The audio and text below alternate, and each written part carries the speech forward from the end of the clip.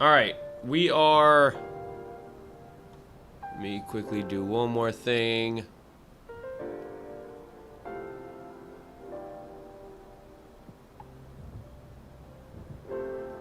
Bouncing off a view op, but...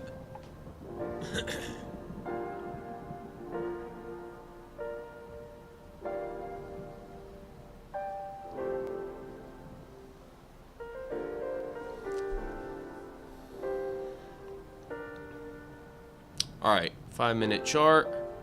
We know the drill. We got 1 minute left. Wow, big bullish gap from that news. Dang. I think we've already put in that low. 9:45 is news. So be careful at 9:45. Don't want to be stuck.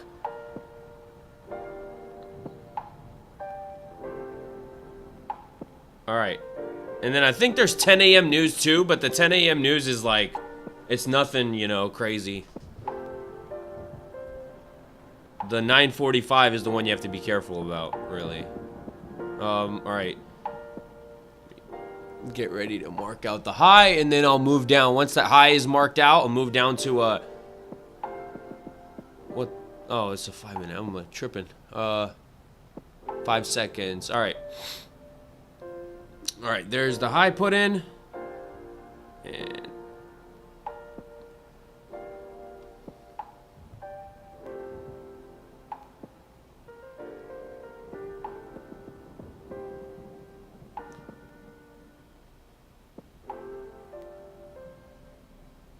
Bro, what the...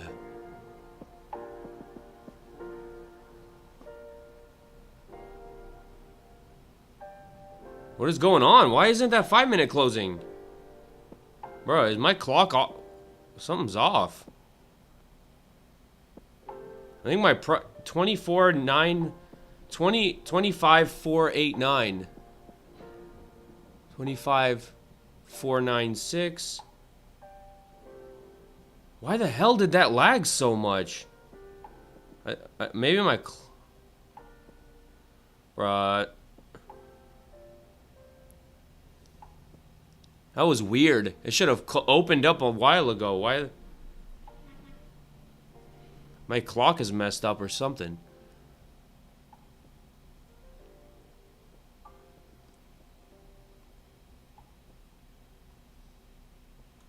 That was weird. Alright, we'll see this range put in place. There's that close.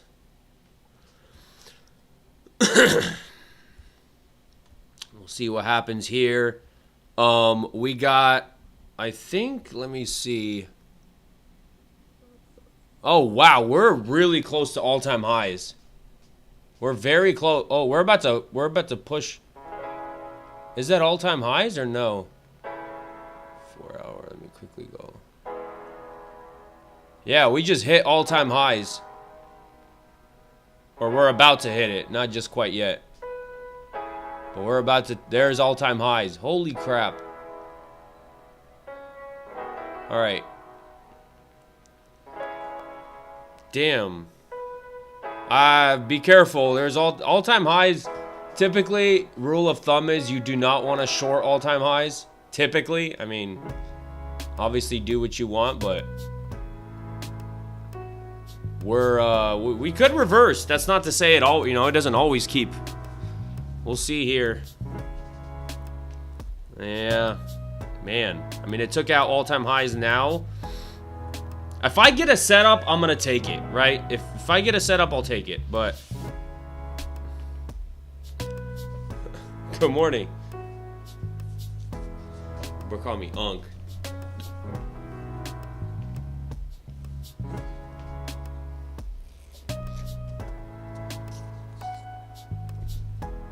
Woo! Alright. Crap. This thing may just keep ripping. I don't know. We got a pivot point right there. Rejecting off that pivot. So, what's it gonna be?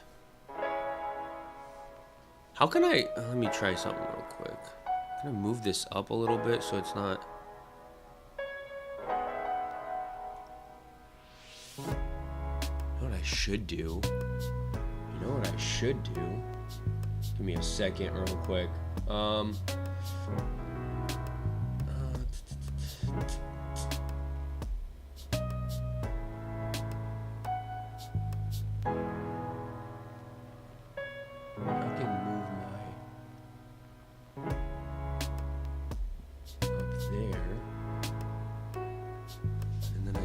Chat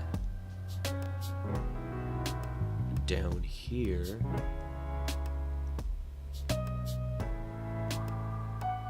There you go.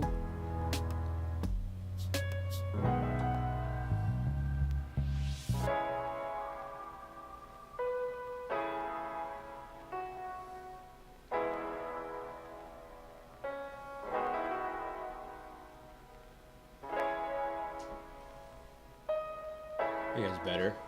All right.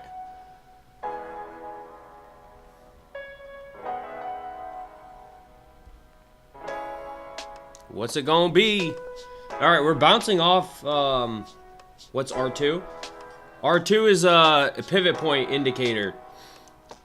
I don't know what the R means or the R2, R1, but it's essentially pivot points indicator. It plots out pivots on your chart, which, as you can see, a lot of times those pivots, you know, work really well. But I wouldn't take trades off them. I would use them as like gauges. If you're already in a trade and you see there's a pivot point coming up, like, think about taking profits before it, because you understand that it could reject off that pivot point, or it could have some form of rejection. So, but yeah, it's different platforms. It's called different. Here on NinjaTrader, it's called pivots. Other platforms, it may be called pivot points. It just depends what platform you're using.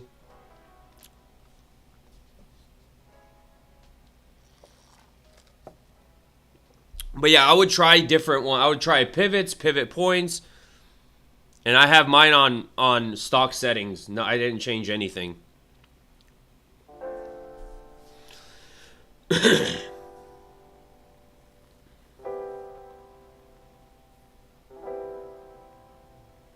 Alright, took out, so that's all-time highs and pre-market highs, data highs. So those three, pre-market highs, all-time highs, and this is data highs also. We'll see what price does here. Is price, I mean, it could reject. Yeah, it's data highs from CPI. We got news at 9:45. Don't get caught with your pants down. We got news in like, what, 4 minutes? 4 minutes till news, so. Well, I've been there before, but I forgot there's news, and I'm sitting there in a trade, and the freaking candles start going crazy. I'm like, what's going on? Yeah, so be careful, 9:45 news. I really hope I don't get a setup before that. Let me make sure it's still. This is like one of the only news events, I guess, that still is gonna come out.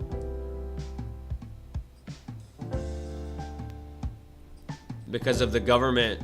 So yeah, it's weird how it's still coming out even though the government's shut down. But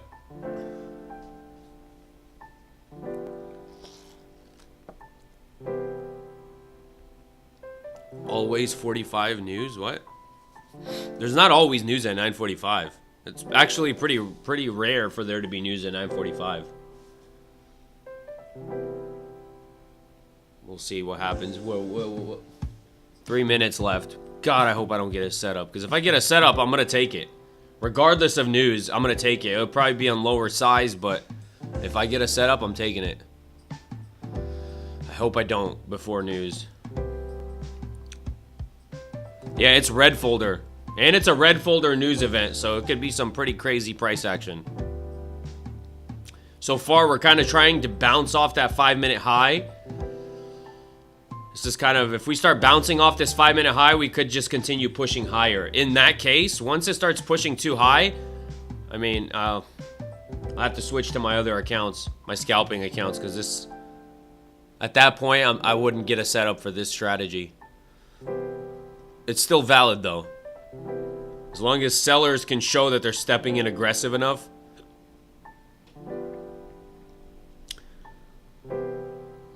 CPI days are usually good trading days for me. I don't remember my CPI days. I've actually been, like, people say, for my data, sometimes you'll see me hop in before news. Like, if I get a setup, I'm hopping in before news. I'm not gonna not take the setup just because news is coming out. A lot of times it's worked out. Like, it's worked out for me. I think there's been like one time or a couple times where I end up getting stopped out, but it wasn't because of the volatility, because of news. It was just because price, you know, it was just a losing trade. All right, crap. Starting to drop. We got, 1 minute till news. All right, I think we're good. We're good at this point. So, we'll see what happens here. We're not really bearish. We're at all-time highs. I mean, we are all-time highs, so it's like a weird area where shorting is not the smartest thing to do at all-time highs, and longing also is not the smartest thing to do because you're at all-time highs. So it's like, it's a weird area. I personally hate all-time highs. I hate when we're here.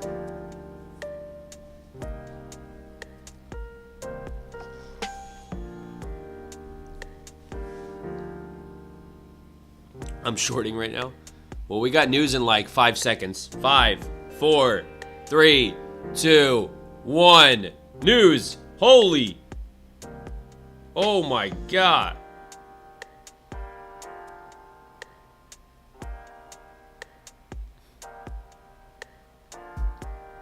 Wow, this thing is... Well, it took out that high one more time, and sellers came in aggressively. Now, we'll see what happens here. Still valid. Now, at this point for me, if it really starts breaking this high right here from this news, I mean, at that point, it's pretty much going to invalidate. The risk to reward is not going to be good for me anymore, so we'll see. So far, it's still decent. It would be still a...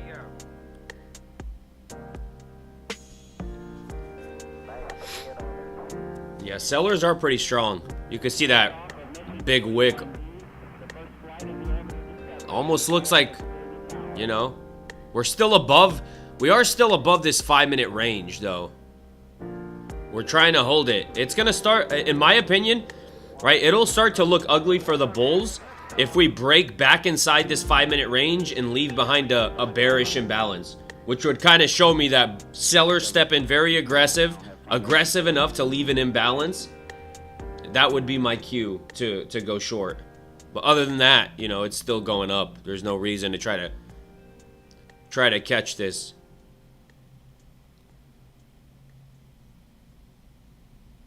If it flushes, it'll be nice. Yeah, I don't want it to flush too hard. Because if it flushes and it goes down to these lows and takes out the lows, then pretty much that's short. It already took out the lows, so then I want it to, like, not flush too hard, but strong enough to leave an imbalance that I can get an entry off of, and then we can target those lows down here.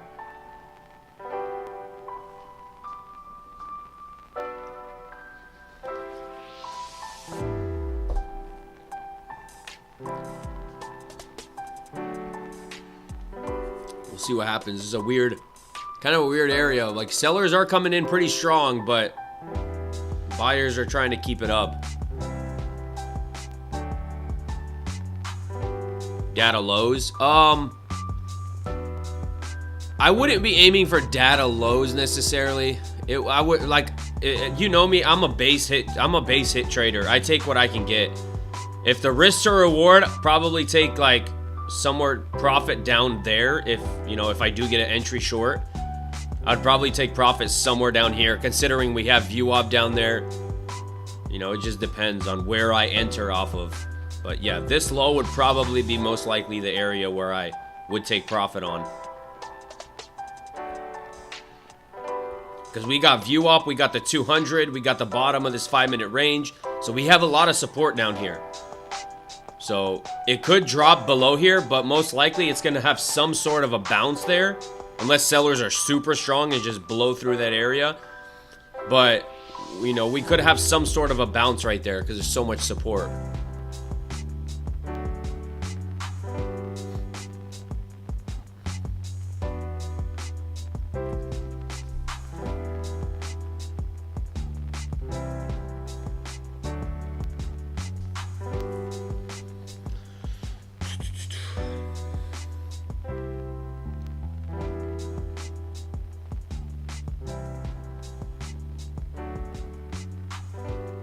Stocks or crypto, do you recommend buying? Whoa. Do you recommend buying? I don't recommend anything. I am not a financial advisor, so I can't recommend. You have to do your own research, due diligence, and... Alright, let's see. Man, we may get a setup here. Looks like we may get a setup here. The only thing is, I don't know if I should size down because we're at all-time highs. That's the only thing that worries me a little bit. Is all-time highs if I do get a setup. God.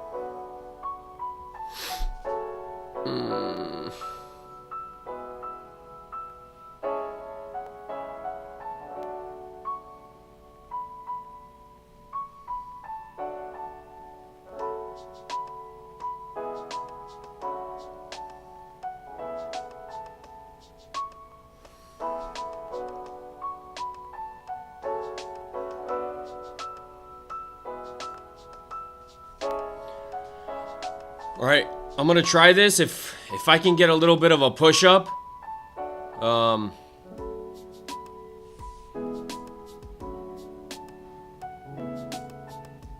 now if price takes out these lows, pretty much invalidates that short anymore. As long as it stays above this low, I think those shorts are still good for me.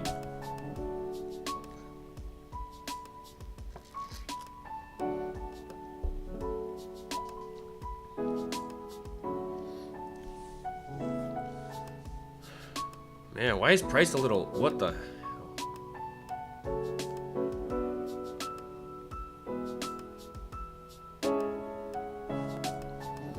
A little bit risky shorting all-time highs, but...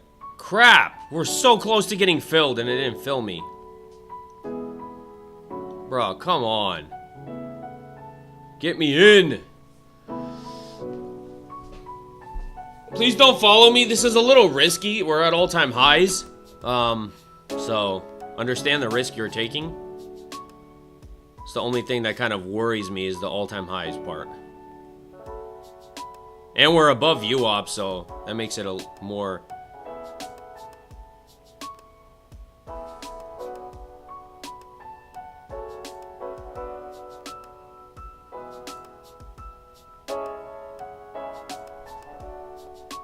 Bro, why the hell is that? That was laggy as hell. I'm not even gonna lie.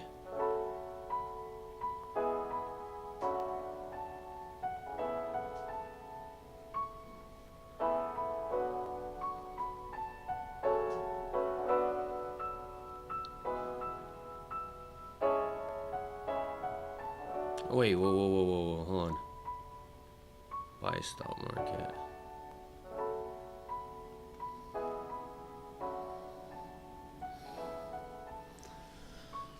All right, we'll see what happens here. Only risky part, like I said, is all-time highs. I don't like that part, but I feel like we could go for those lows down there. Come on, baby. Give me a good Friday.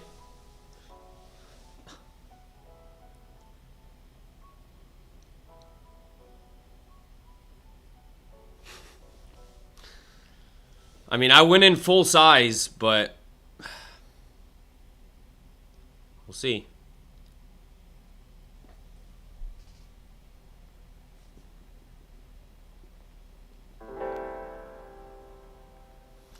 Dump it! Dump it! You know you want to. You know you want to. The bulls are freaking out. The bulls are freaking out.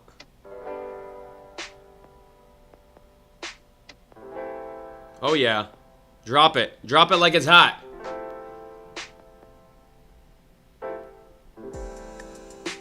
The emotions. Yeah, the emotions start. Full port Fridays. Oh no. It's kind of nerve-wracking because I'm trying to take profit like right at VWAP. So that's the kind of nerve-wracking part, is VWAP is right where my exit is. So there's a good chance if it fills me, it's gonna bounce right away. But sellers are trying to keep it down. I mean, sellers are pretty strong based on like current price action. Sellers are trying to push it down.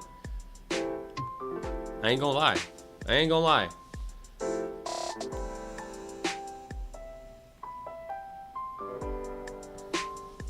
Unless bulls really start to take over here.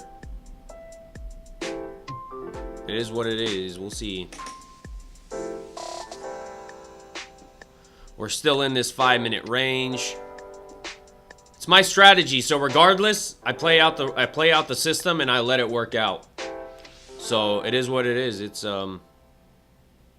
I saw this setup. I take it. I can't get mad at myself for taking the setup. The only way I can get mad at myself is for breaking my rules and not following my plan. That's the only way I get mad at myself for. I just want to take advantage of the what's it called?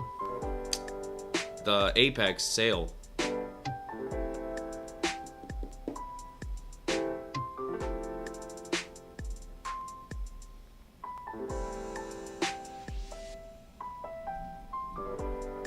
We gotta kind of reject here. We gotta hold this as resistance and not break through it.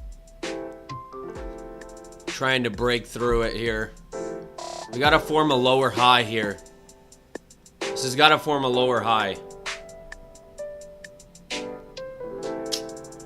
Telling you, it's the all-time highs part that freaking sucks. But we took out data highs. We have data lows down there too, so.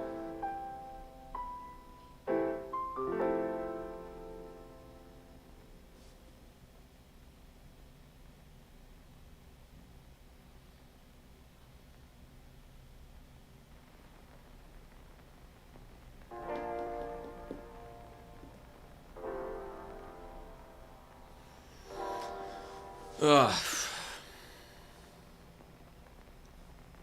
No, news already came out. 9:45 news was. There's 10 a.m. news, but it's nothing crazy. I don't think it's any... I mean, it's orange folder, so it could have some impact, but not like red folder news. It's 3 minutes left, pretty much, right?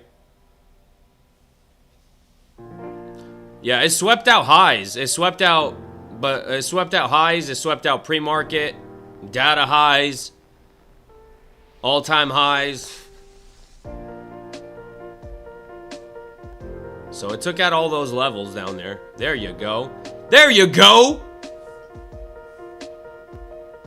Bruh. Bruh. We need a lower high here. Sellers to start stepping in here. This lower high forms, pretty much bulls are starting to get scared of a lower high. And once we break down this low, I feel like really, once we break down this 464 level, that'll scare more people out. A lot of people probably could have their stops right there that are trying to long. because that would breaks this low right here. That would form a lower high. So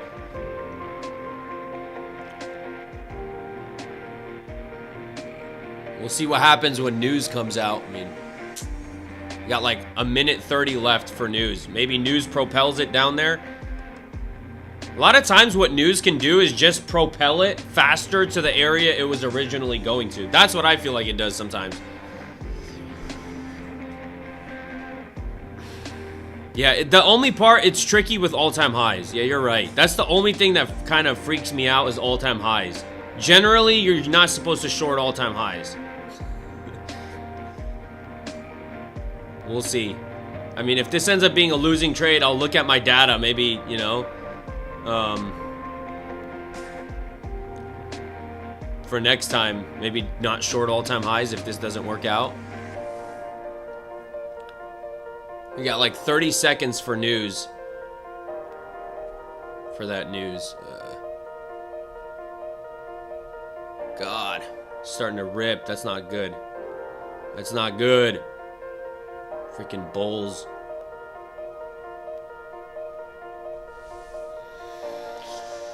Oh, man.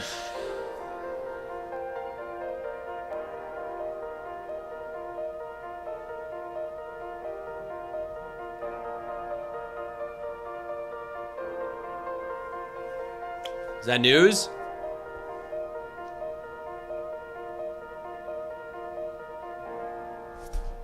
What's going on? Why did it freeze?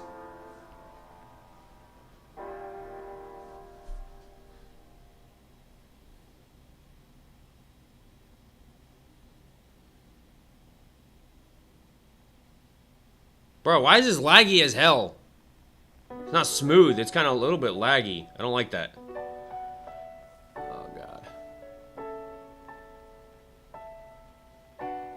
Crap. Freaking all-time highs. I knew the risk I was taking with shorting all-time highs. It is what it is. If it doesn't work out, but...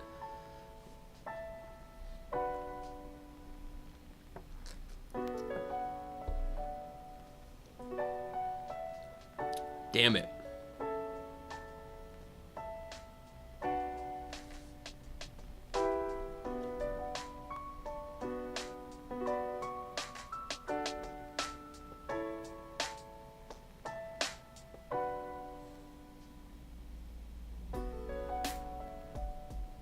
I don't know what the hell is going on, but it froze like... It glitched for like 5 seconds. It just stopped. I'm like, what? Did I get filled? What the... Good thing I have my other chart open. I don't know if it glitched on the other chart too.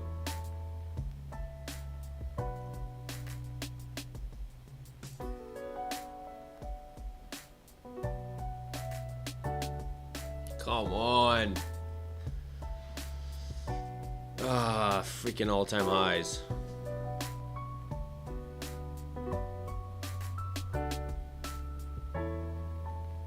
Damn it.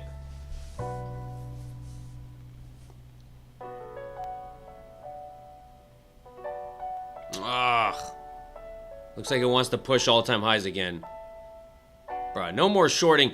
Somebody needs to slap me next time I short all-time highs.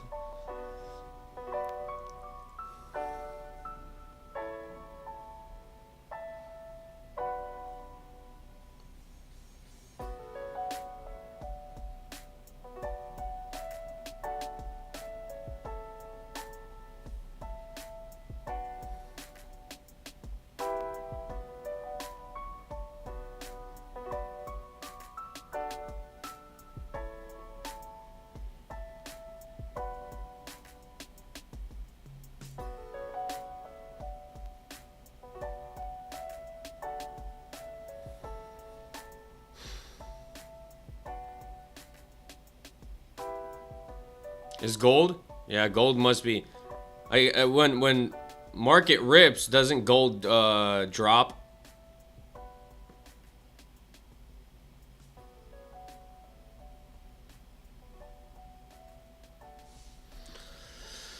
Oh my god.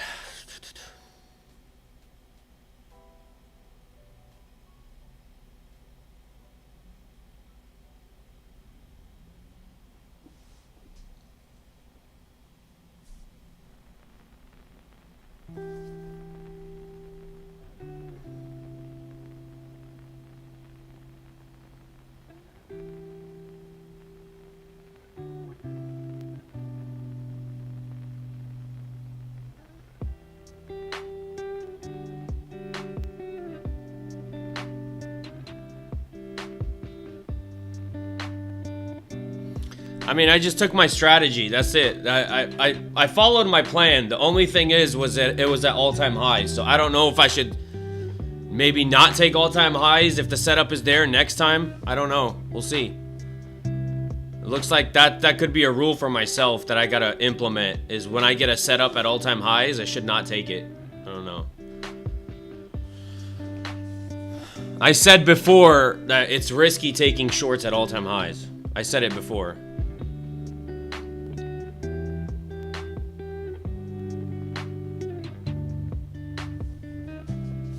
So I understood the risk I'm taking. It is what it is. Like, I don't care about the loss. It just sucks because I want to take advantage of this Apex sale. So the, like, one loss kind of sets me back a little bit because I have to make it back, you know? And I only have 2 more days. I only have 2 more days to get this account.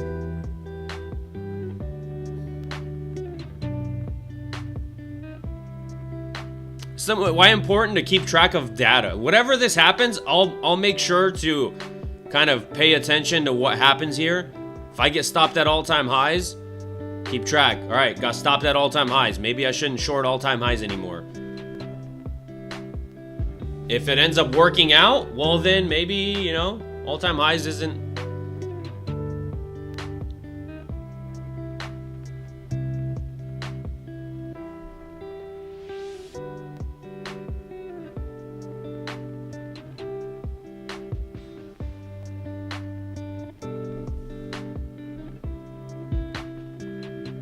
Sellers are trying. I gotta give it to them. They're holding it down, but at some point, right, if sellers can't drop it down, some point it's gonna rip through those highs.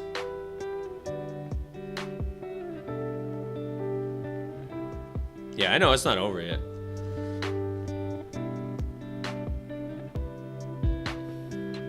But it looks like it could rip through the... I have a feeling, I don't remember ever an all-time highs working out for me, ever. I don't remember ever so far me shorting all-time highs and going, wow, this trade actually worked out. Usually I get stopped out, so I don't know why It's Friday, I didn't want to miss out on a trade.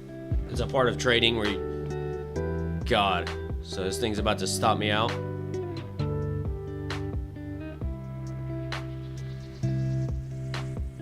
Sucks. Oh, this sucks.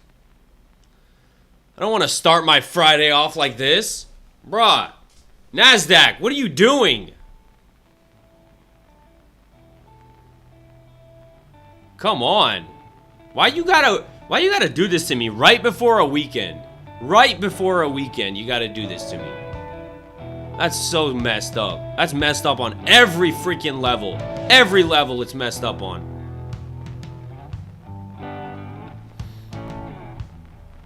Have some freaking decency.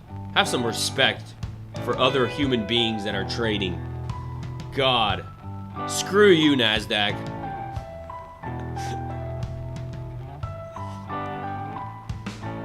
And everyone who works for you.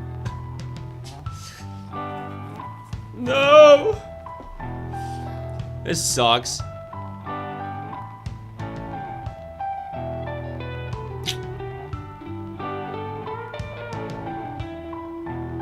Man.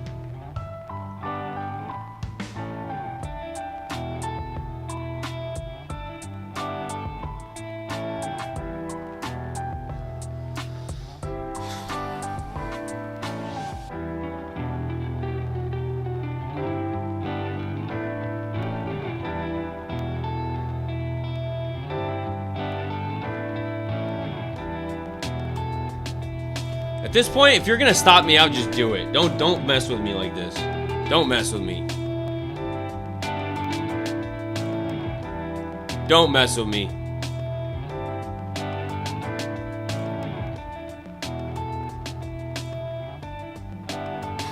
It's getting worse. It is what it is. I accepted the risk. I ain't pissed about the trade. It is what it is. I don't know if I should have...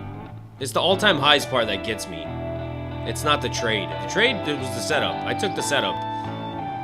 We'll see.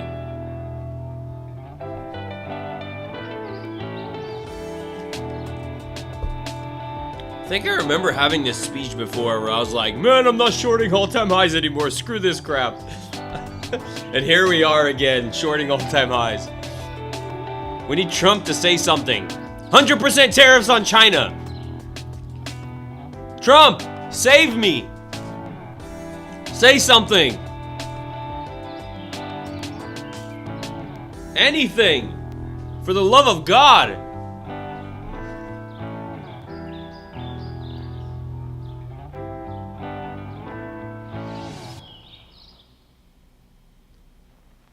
Buyers need to stop coming in here. Starting to piss me off with their buying pressure.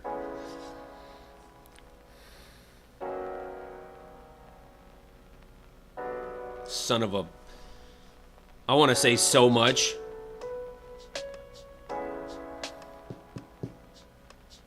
Bastards. I'm in heavy. Why'd you get in heavy? You should never be in heavy to a trade. I don't think you should ever be in heavy to a trade. You never know the outcome. No matter if it's an A+ setup or a C setup, you never know the outcome. So it's like, I don't see why getting heavy into... some traders do it. Maybe if you're super experienced and have like really good discretion, but I've had C setups that turn in that work out, and I have A setups that get stopped out on. So if I go heavy and I get stopped out, and then what happens? I'm gonna be making back that loss for a whole freaking week. So it doesn't make sense for me to. I go in same size, you know, pretty much every single trade, same size. So like, for example, if this trade is a losing trade, I can come back Monday, make it back, and we're good, right? So far, you know, to be honest, so far I'm break even on the week. If this trade is a losing streak, I'll be down a little bit. But it's not nothing I can't make back in one trade, you know? It's nothing that's going to keep me out of the game set me back. All this sets me back, if this was a losing trade, is one trade. That's it. You just have to have one winning trade, and I'm back to where I am. Sucks I can't take advantage of the sale, but it is what it is.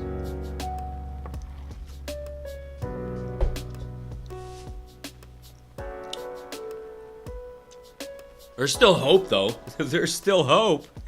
There's still hope. They're so close, but... we need a rejection. Watch this thing flush. Make my Friday. Flush it. Flush it!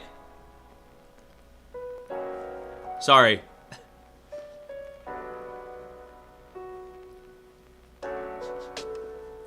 Up 186 for the day. Nice. Good way to start your Friday.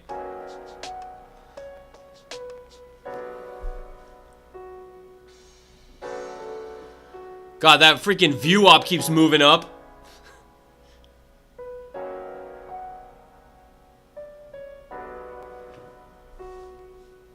Gosh. Bruh, they're trying so hard to push it up. At this point, please, just stop me out now. Stop torturing me. Stop it. Why are you toying with me?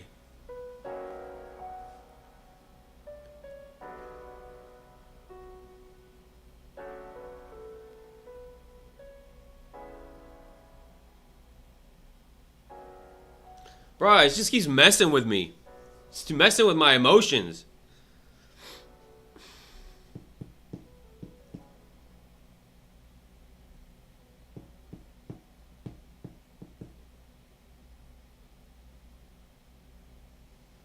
Bastards, stop me out. Oh god, they're ripping it. I don't like this. I don't like this one bit. You freaking...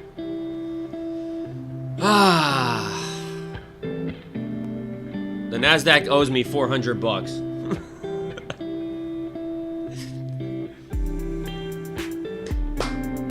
God. In what world do I not get stopped out in? What universe? What dimension do I not get stopped out in? Take me there. Take me to a place where the market goes where I want.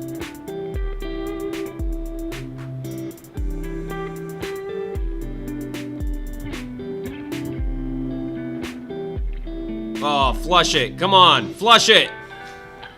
There's still hope. There's always hope.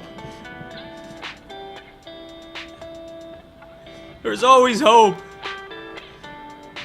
Oh, God. Everyone start praying.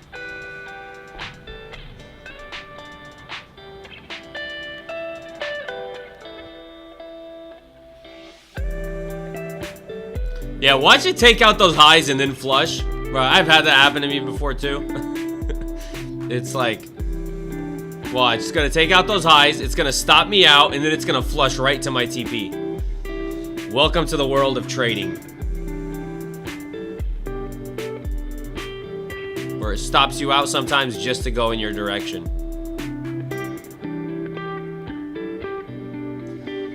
Oh my God, just stop me out already. This is so annoying. Y'all starting to piss me off. Buyers aren't strong, bro. This is kind of crazy how it's not broken those highs yet. Kind of crazy. Like, I feel like we should have broken those highs by now. Buyers aren't that strong, it seems like. I don't know. Or they're just a bunch of...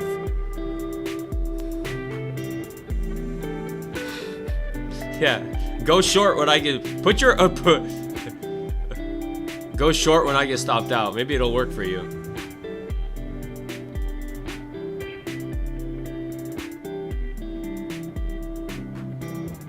Every little pullback just gets bought up again.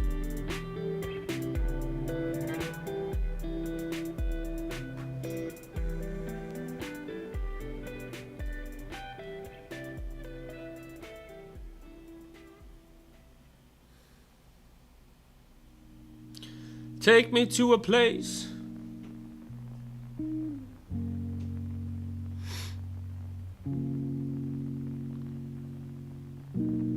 Are you profitable? I would like to think so, yeah.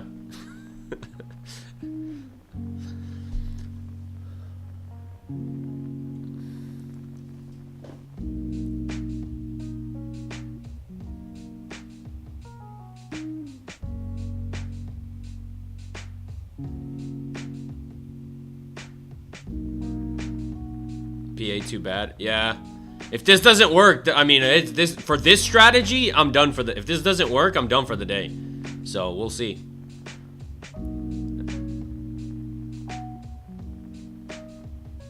I may switch to my scalping accounts and have some fun with those, but as far as this strategy, this is a one and done for the day. I don't think I'm gonna get any more setups for this strategy. Yeah, it's a big part of trading. You gotta know when to walk away. If something doesn't work for you, it's not your day, walk away. Don't force things to just to, oh, it's a Friday, I wanna leave, you know, I wanna leave a Friday on a good note, on a green day, and then you start to trade and your Friday turns into a little bit of a red day into a nightmare. You don't want that to happen. There's always Monday. Don't. You can see I'm not moving my stop. It is what it is. If I get stopped out, but I have my stop in an area that makes sense. That's why it's important to have your stop in an area that makes sense. So you don't get stopped out just by market volatility, right? If it breaks that high, I don't even want to be in the trade anymore. It invalidates my trade if it breaks that high. So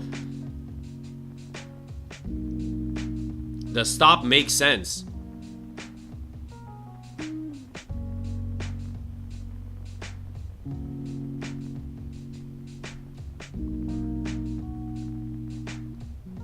So it already took out pre-market, all-time highs, data highs, all those got taken out. But, I don't know. We'll wait for something to happen. I mean, this is... Man. Bummer, dude. Bummer.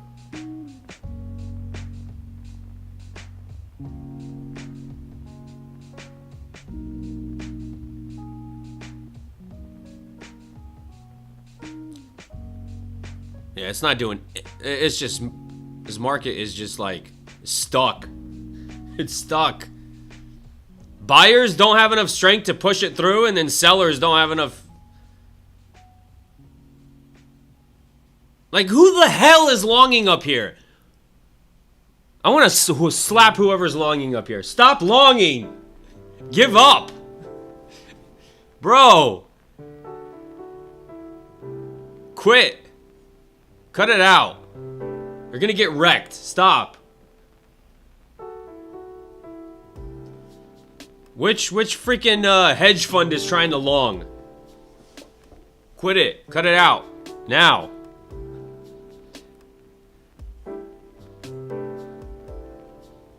Yeah, if the institutions are listening, cut it out. Y'all are starting to piss me off.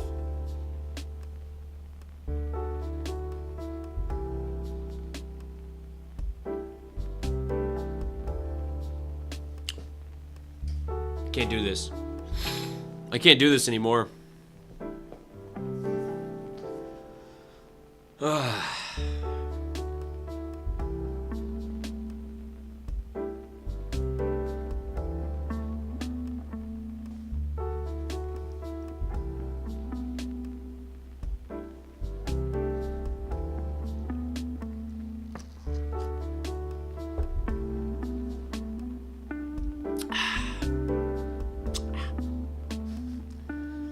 At least I can drink some good coffee.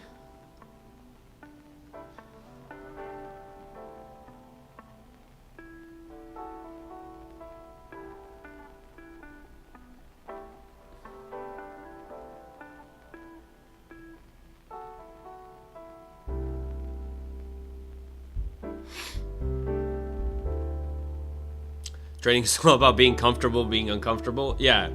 Like, it doesn't, like... All you could do is follow your plan, and I say that time and time again. Just follow. You have a plan that you've back tested, you're forward testing, you have confidence in it, so you just follow it. That's it. And when you follow your plan, you let the data play out. You don't get emotional because it's not based on your emotions. It's based on your probability of your strategy. That's it.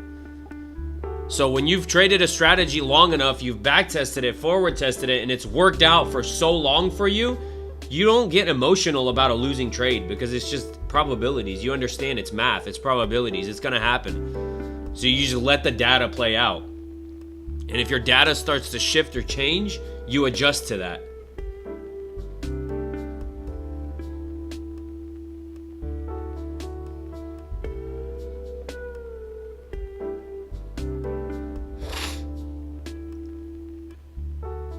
Yeah, he'll be green by 11:03.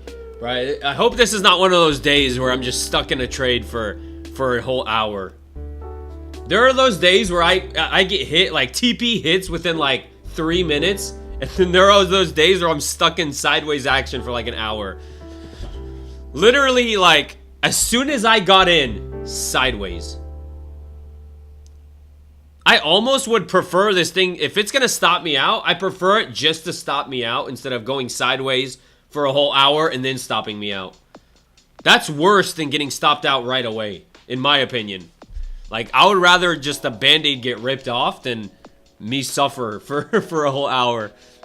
I'm not really suffering, it is, you know. Even though it's like, you still get a little bit of anxiety because even though you're letting your system play out, at the end of the day, I mean, like, we're all human, right? We all still want a green day. None of us want to lose. None of us like losing. So it's like, it still does hurt a little bit when you get stopped out. But it doesn't affect me in a way that I revenge trade or something like that. Or like that I'm gonna be thinking about it all weekend. Like if I take a loss, I go into my weekend, I don't think about it. It doesn't affect me whatsoever. Once your loss affects your weekend, you're sized in way too heavy.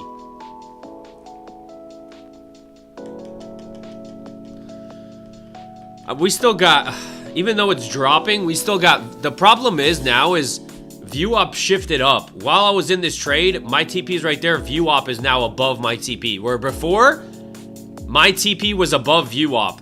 Now, view op is above my TP. So that kind of worries me a little bit. It's got to kind of get through view op, which kind of sucks.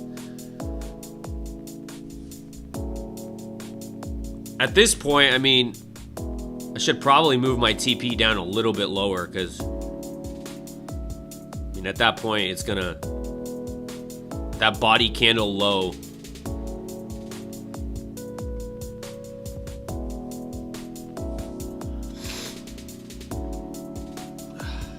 still trying to bounce here. It's trying to bounce off this support level right there. Hold on. Right here to the left, we have a support level, right? Old high now becomes support. So now this support level is trying to hold. I feel like once this support level does not hold anymore and it starts breaking down, it'll go for those lows. Now, question is, does it take out those lows and rip back up, or do we actually get a breakdown to these bottom lows? Take out both these levels here. But, oh, sorry, can you see? Yeah, but yeah, that's kind of the idea. So now it's trying to hold this support level. Does it hold it? We'll see.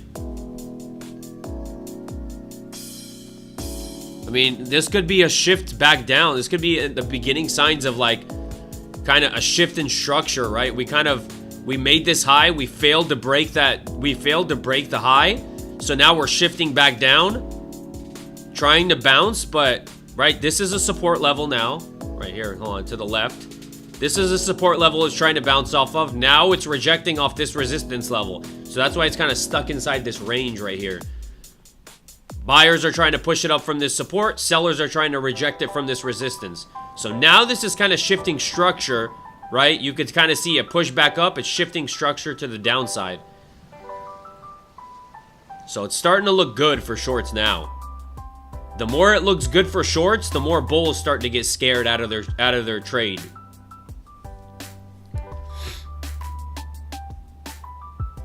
But we're still above that 5-minute range, right? We have not broken back into that 5-minute range. The top of this 5-minute range could hold as support too. So starts to look better if we can actually break back inside this 5-minute range and start kind of going back to the opposite side of the range. Maybe take out the bottom where my TP is.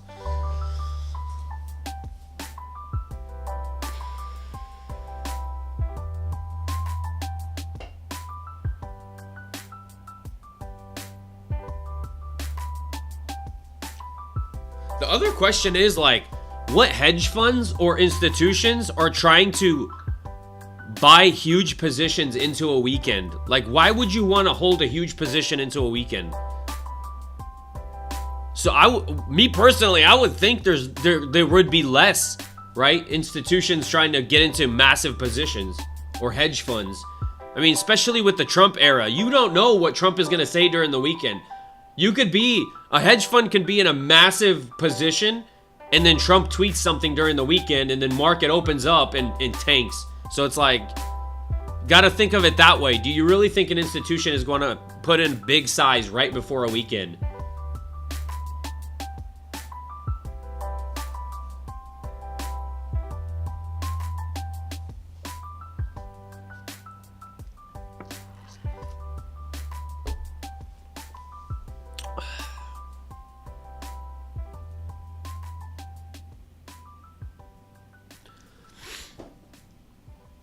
Looking bearish on the 5-minute chart. Is it starting to try to... Yeah, even the 1-minute chart's starting to look bearish. I mean, it's shifting. That's not to say it can't rip all the way back up, but it does give me more confidence looking at this chart now. Looking more confidence like we could roll over down, continue rolling over. Now, my only fear is we have these lows right there. My only fear is that it kind of takes out this lows, comes right near my TP, and then reverses right off it. That's my only fear. I'm hoping that we could take out this first low and then rip down to take out the second low, or at least the body candle lows of the second low. But I'm not, my TP obviously is not going to be the first low. That does not make sense, right? In terms of a risk to reward standard. I have to take this second.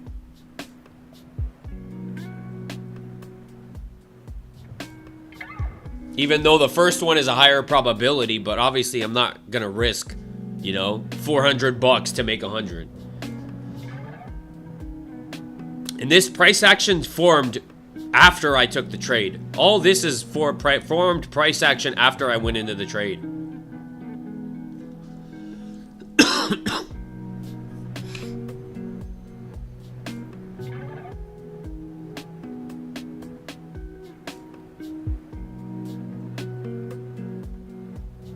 Buyers, man. Ugh.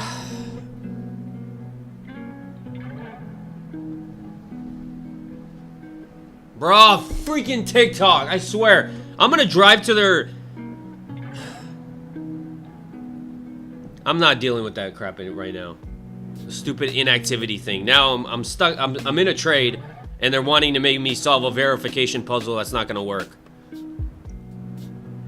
So we'll see. If I get kicked off, I'll just restart the live. I'm done dealing with their stupid verification crap. Actually, I could slide it up and try while I'm waiting. This doesn't. Yeah,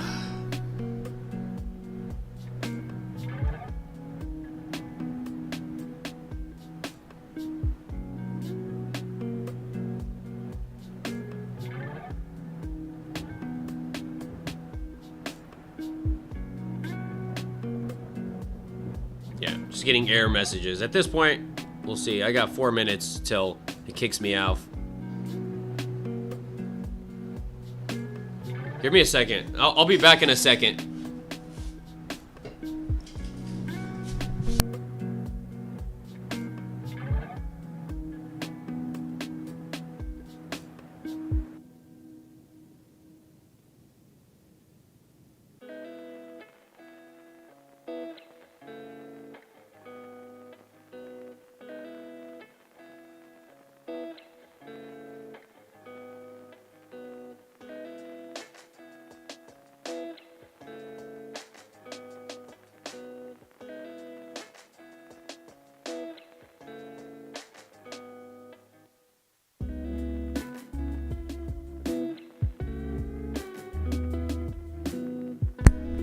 The market wizards have been summoned.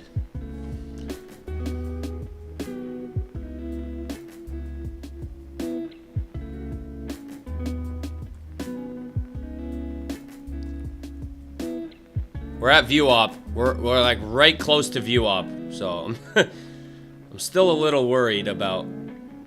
I ain't getting too excited just yet. And another error message from TikTok. Nice. Nice. It is what it is. If it kicks me off, I'll have to restart. But TikTok is not making me screw up my trade here. You bastards trying to screw me up.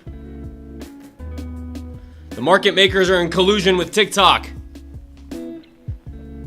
They're trying to screw me up. They're preying on my downfall. All right, we're at view op.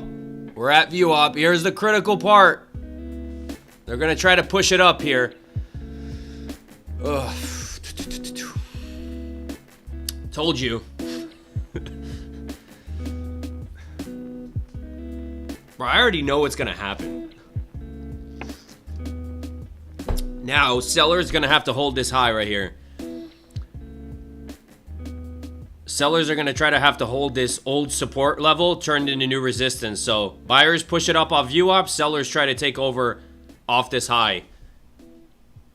Look at that. Bruh. Am I a wizard or what? Am I a freaking wizard or what?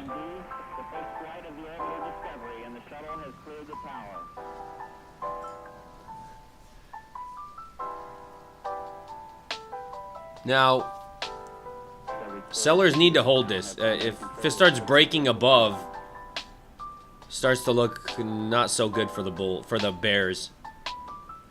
I told you that's what worries me is we're right at this. There's some levels to get through, and I just know buyers are gonna try to step in right there.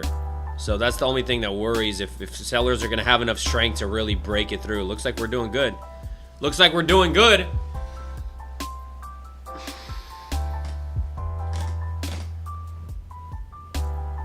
Yeah, it's respecting the fair value gap, the imbalance.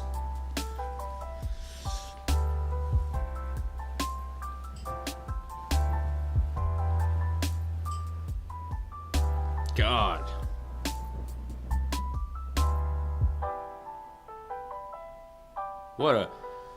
This is the type of day where I hate price action, where it's so freaking slow. Oh my gosh. I've been in this trade for 43 freaking minutes. I've been in this trade already. Holy crap.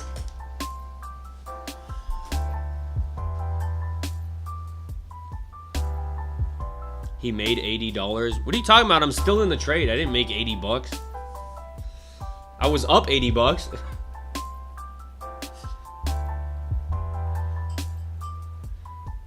I am a wizard because I tell you what's gonna happen. Just because I can know what can happen doesn't mean I'm like.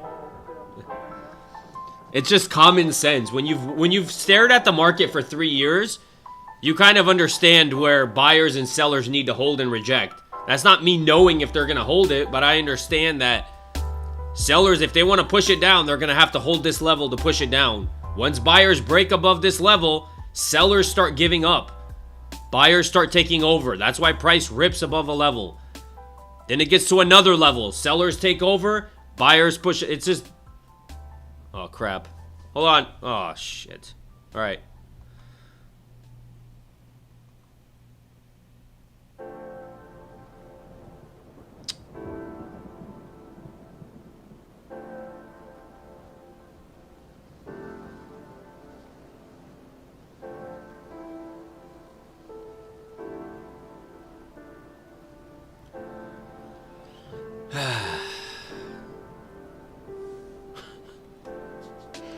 Bruh, TikTok, I swear, TikTok is like one of the shittiest platforms.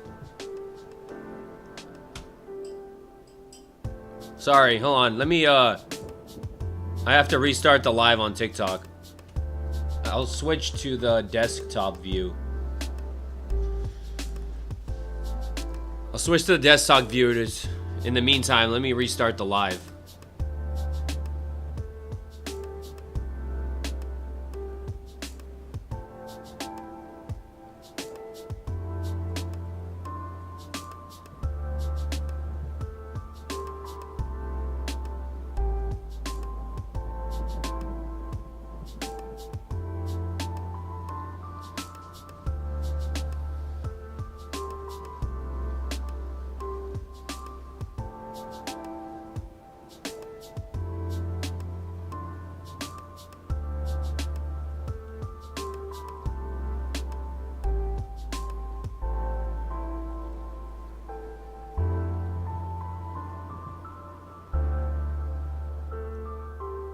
We're back.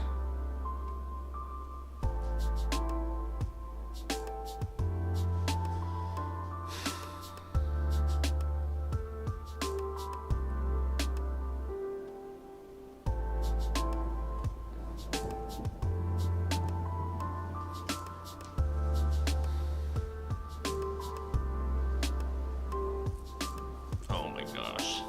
Just drop it already.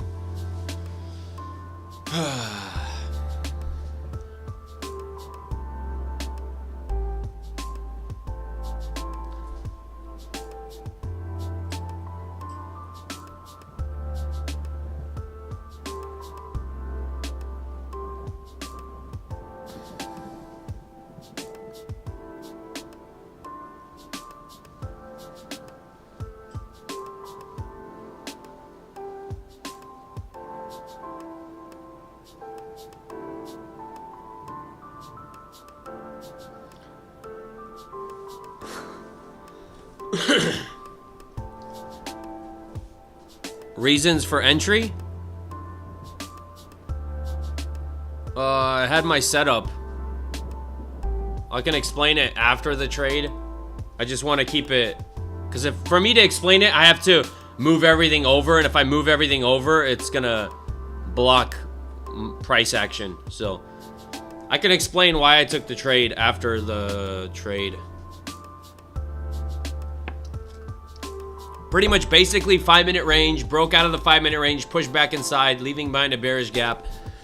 Took an entry off the bearish gap, targeting the next kind of level draw down there, next lows down there. Took out, right, pre-market highs, data highs, all-time highs.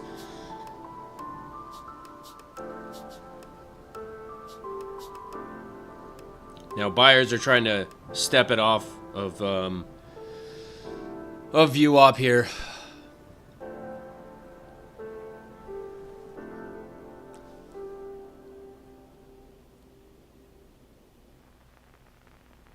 That's why the high all-time high days was in profit. They destroy the mind. Yeah, these all-time highs. I gotta stop trading all-time highs. I know a lot of people stay out. There's a lot of traders that don't trade it because there's no reason. Like, longs are stupid, shorts are stupid. You have no levels really to go off of up there if you. It's just, it could be a L either way. So I just had a setup and I just took it. I had my strategy set itself up, so I took it.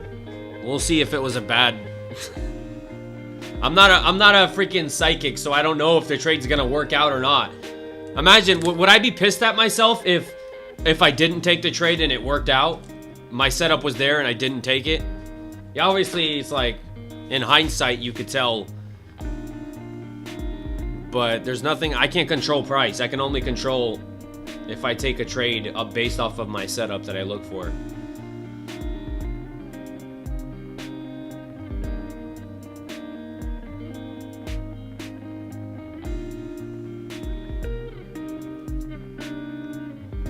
It's going down. I mean, I hope it goes down, but these buyers are freaking strong. They're starting to push. They pushed it off of VWAP. Exactly my fear, and I understood that could happen. I fully understood that we could push off VWAP. So that was my fear of. That's why I didn't get super excited when we had this massive drop right there, because I understood we could get a bounce off there. I would have started to get excited once we broke this 200.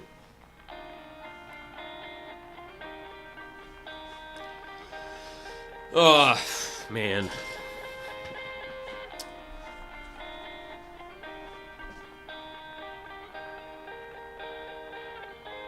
Being stuck. I've been stuck in this trade for 50 minutes already. A whole hour. I'm a scalper. I should not be stuck in a trade for a whole hour. What is this BS? Scalpers don't need to be stuck in trades for an hour.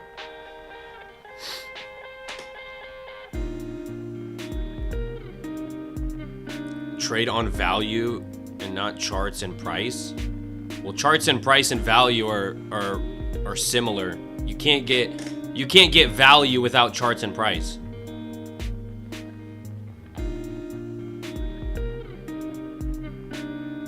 Well, it never took out these lows. These lows never got taken out right there. It reversed before taking out those lows. It's the 200. It's the VWAP. It's not necessarily taking out the lows. It's just that VWAP is right there. So you're going to get some form. I mean, every hedge fund, I don't want to say every hedge fund, but a lot of hedge funds, institutions, there's so many people that use VWAP, and that's why VWAP works so well. Is because so many people use it. It's like one of the most popular indicators on the market is VWAP.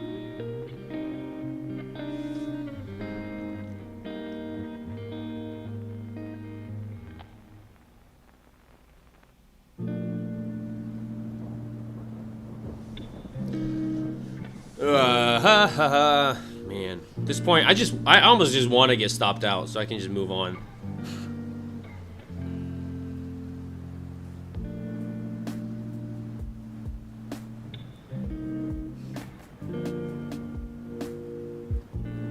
This is messing with my emotions way too much.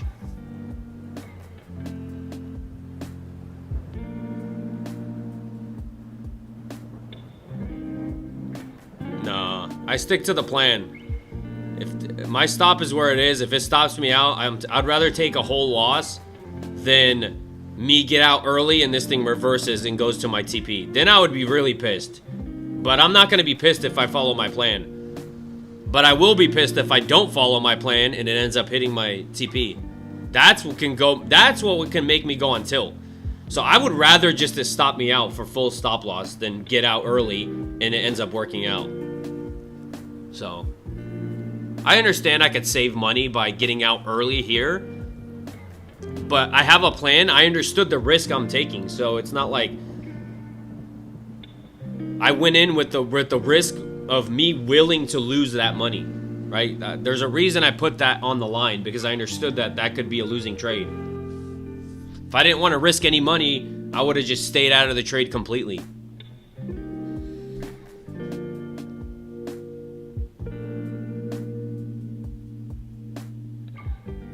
God, this thing is just like freaking so annoying at this point. Oh my God. Horrible trading? How is this horrible trading? Please explain to me how this is horrible trading.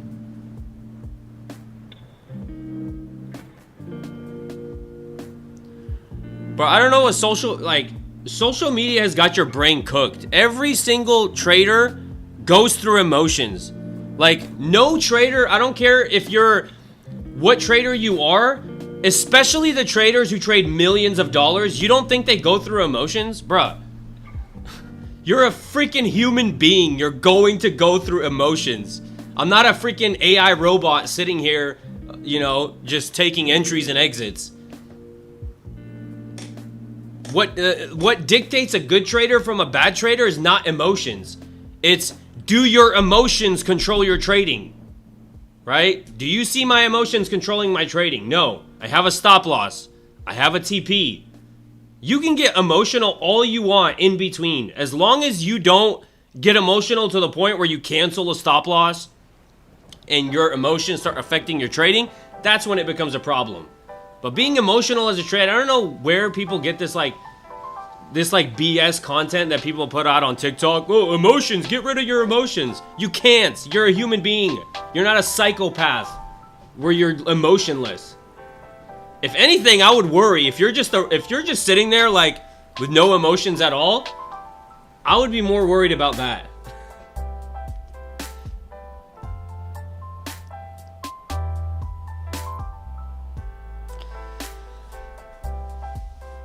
Oh, man.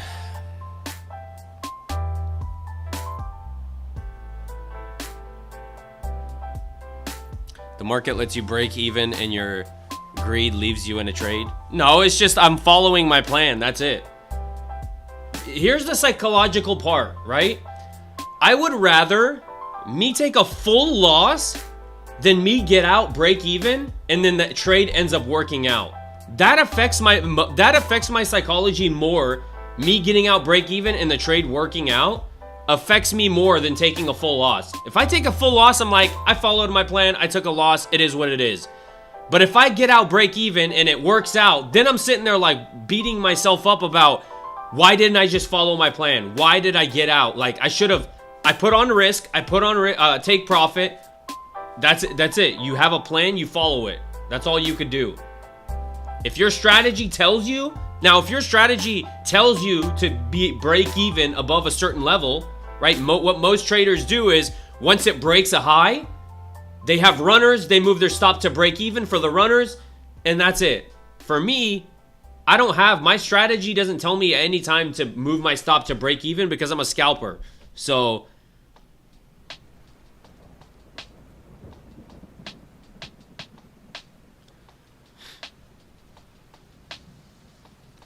yeah, risk management is everything.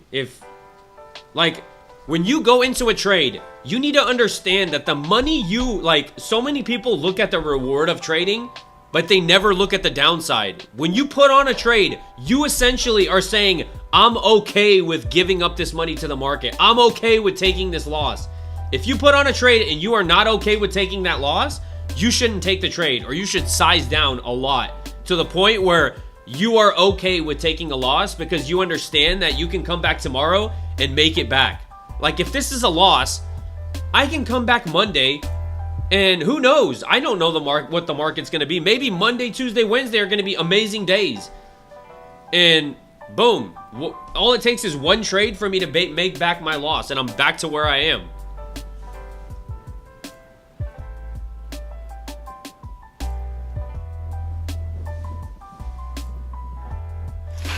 The middle lines, no, they're not support and resistance. The middle lines are the 5-minute range.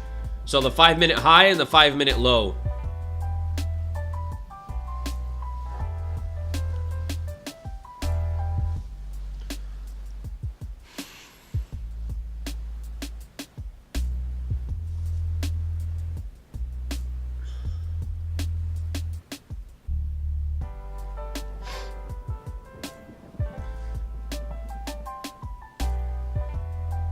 Yeah, like if If you watch, like, I honestly, to be honest, with this strategy, I don't take many losses with this strategy.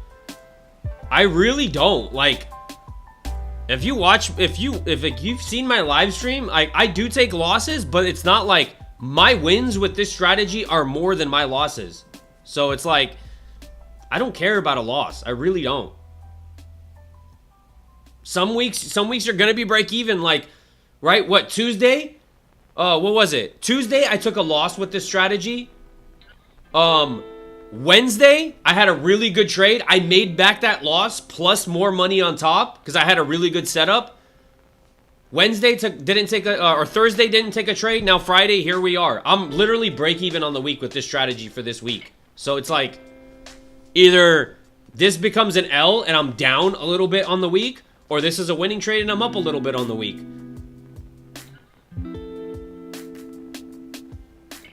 But I'm not like so red that like it's gonna take me a week to make back a loss.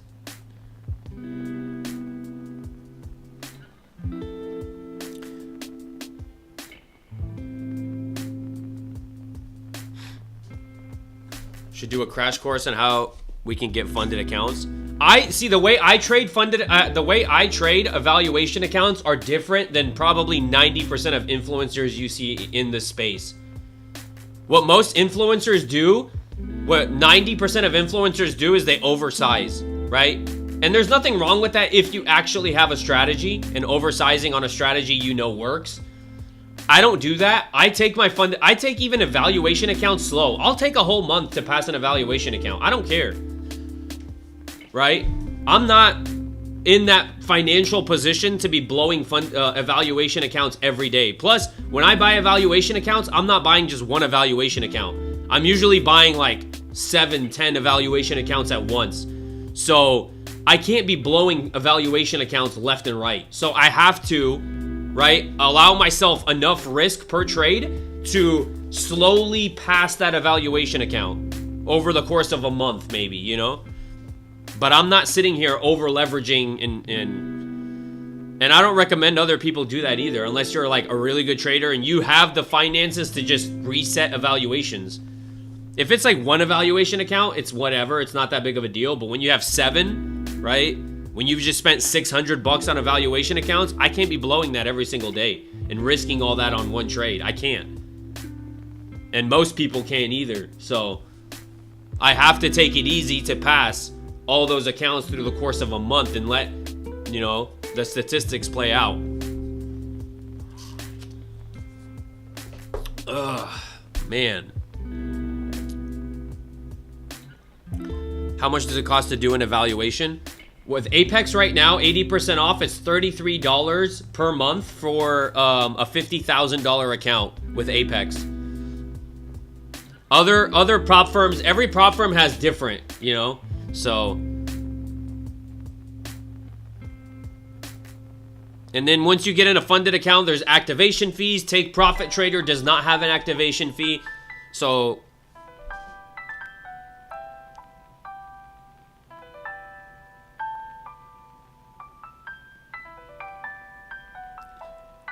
I'd be just full porting. Yeah, I see. I can't do that. Like, I have another business that I like. Trading is something I do in the mornings. But I buy and sell cars, right? I spend a lot of money per month. I can't afford to be, like, some influencers, bro, you'd be shocked. Some influencers spend like $5,000-$6,000 a month on evaluation accounts, blown evaluation accounts. And then finally they get a big payout. But let's face it, most people can't spend $6,000 a month. I don't care if you get a $50,000 payout and it's still like a profitable thing you're doing, but most people can't dish out $6,000 a month for evaluations by blowing them every single day until you actually get that payout.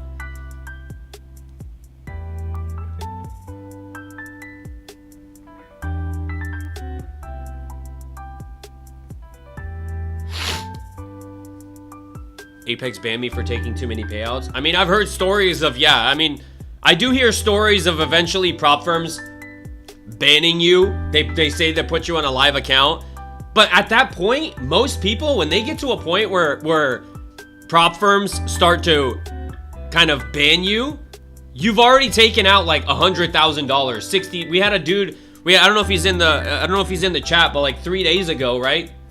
A dude also said that he kind of got banned off of Apex, but he's taken out $60,000 from Apex. So at that point, like, are you really mad that Apex banned you? Like, if you've taken out $60,000, just take out as much as you can from all the prop firms, and then eventually at that point, if you're that good at trading, you can go to a live account and trade a live account, and then, you know, then that's that, and you don't have to be,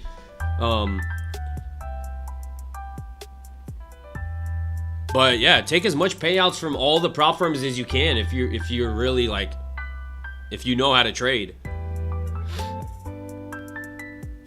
And set money aside so that eventually, if you need to go to a live account, you can always jump to a live account.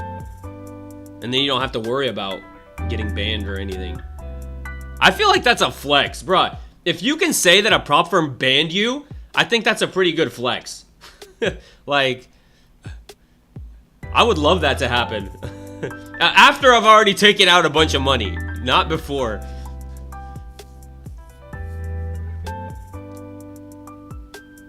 What is the process to set up the account? Do you have to verify income? No, with prop firms, the way prop firms work is you just buy an evaluation account. You have a trailing drawdown, a profit target. You pass the evaluation account.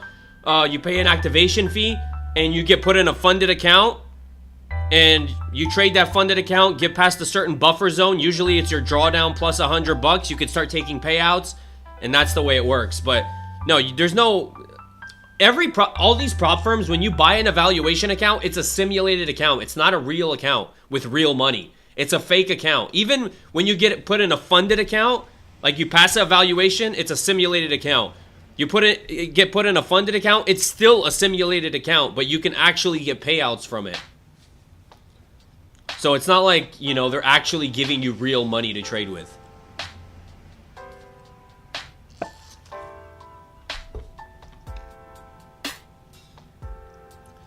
All right, we're at view op again. I don't know. If this starts breaking view op to the downside, we're looking really good. We're looking really good. This has got to break it and not sweep this low. This can't be a sweep. This has to be a break below and to the next level down there.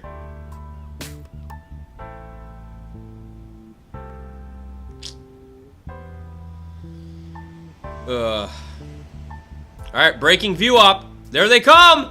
There they come! Wait, did it hit my TP? Alright. There it goes!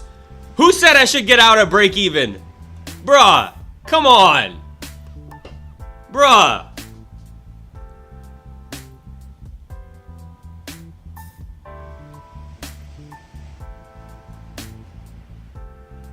Bruh, the strategy. Follow your plan.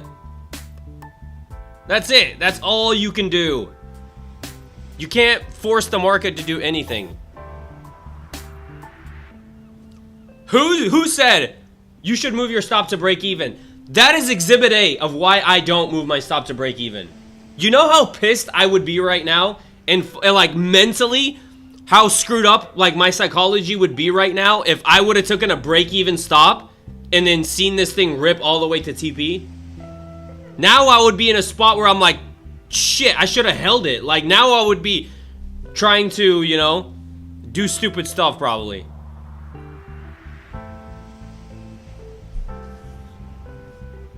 All I could do is follow my plan. That's it. All right. Yeah, sorry if I didn't answer some questions. All right. So I'll go over real quick why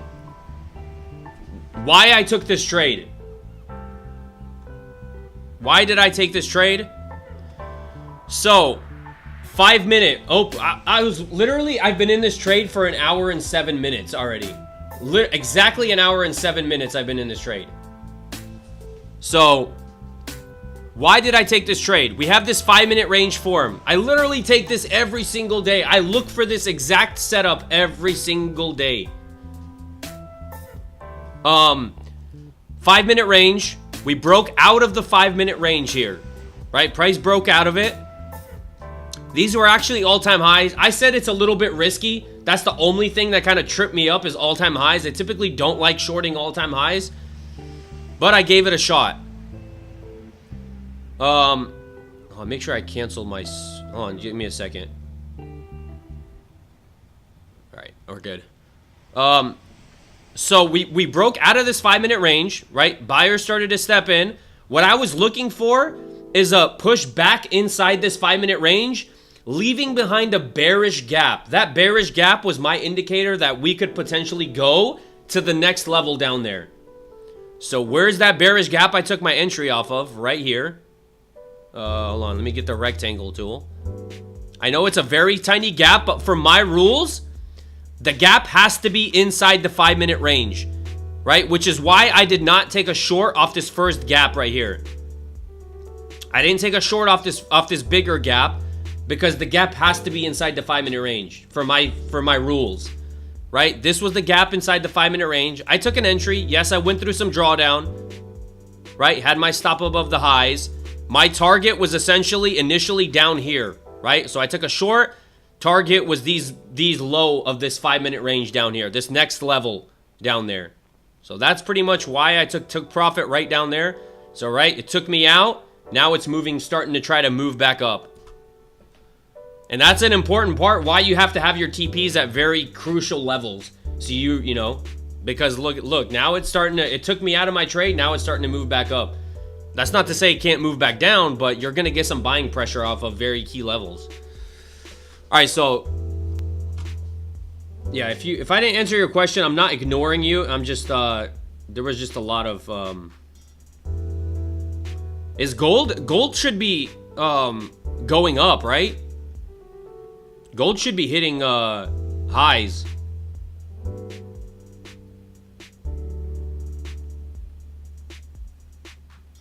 How much did you make? Let me see. This was 320 bucks on 7 accounts.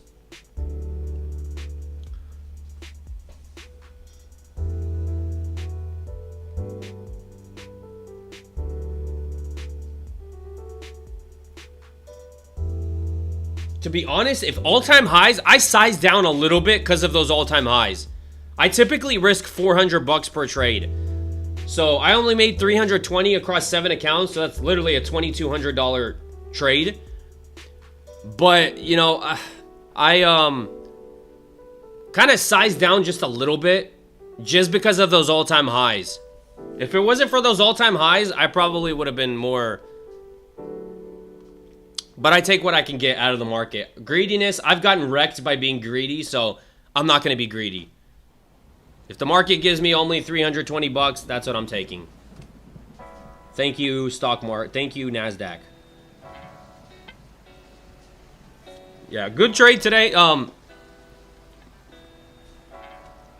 literally have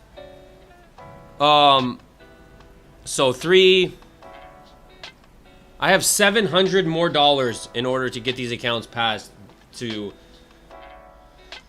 I'm really hoping I can take advantage of that $85. I don't want to freaking, but I'm not going to force things that aren't there. So, good day. I mean, good day. My strategy worked out today, so I'm happy.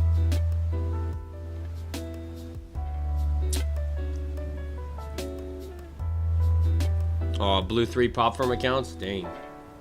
You probably sized in too heavy or going to touch grass. Yeah, go touch some grass. Don't let it really try to learn from what you did wrong. This is the crucial part. Blowing an account is not the end of the world, right?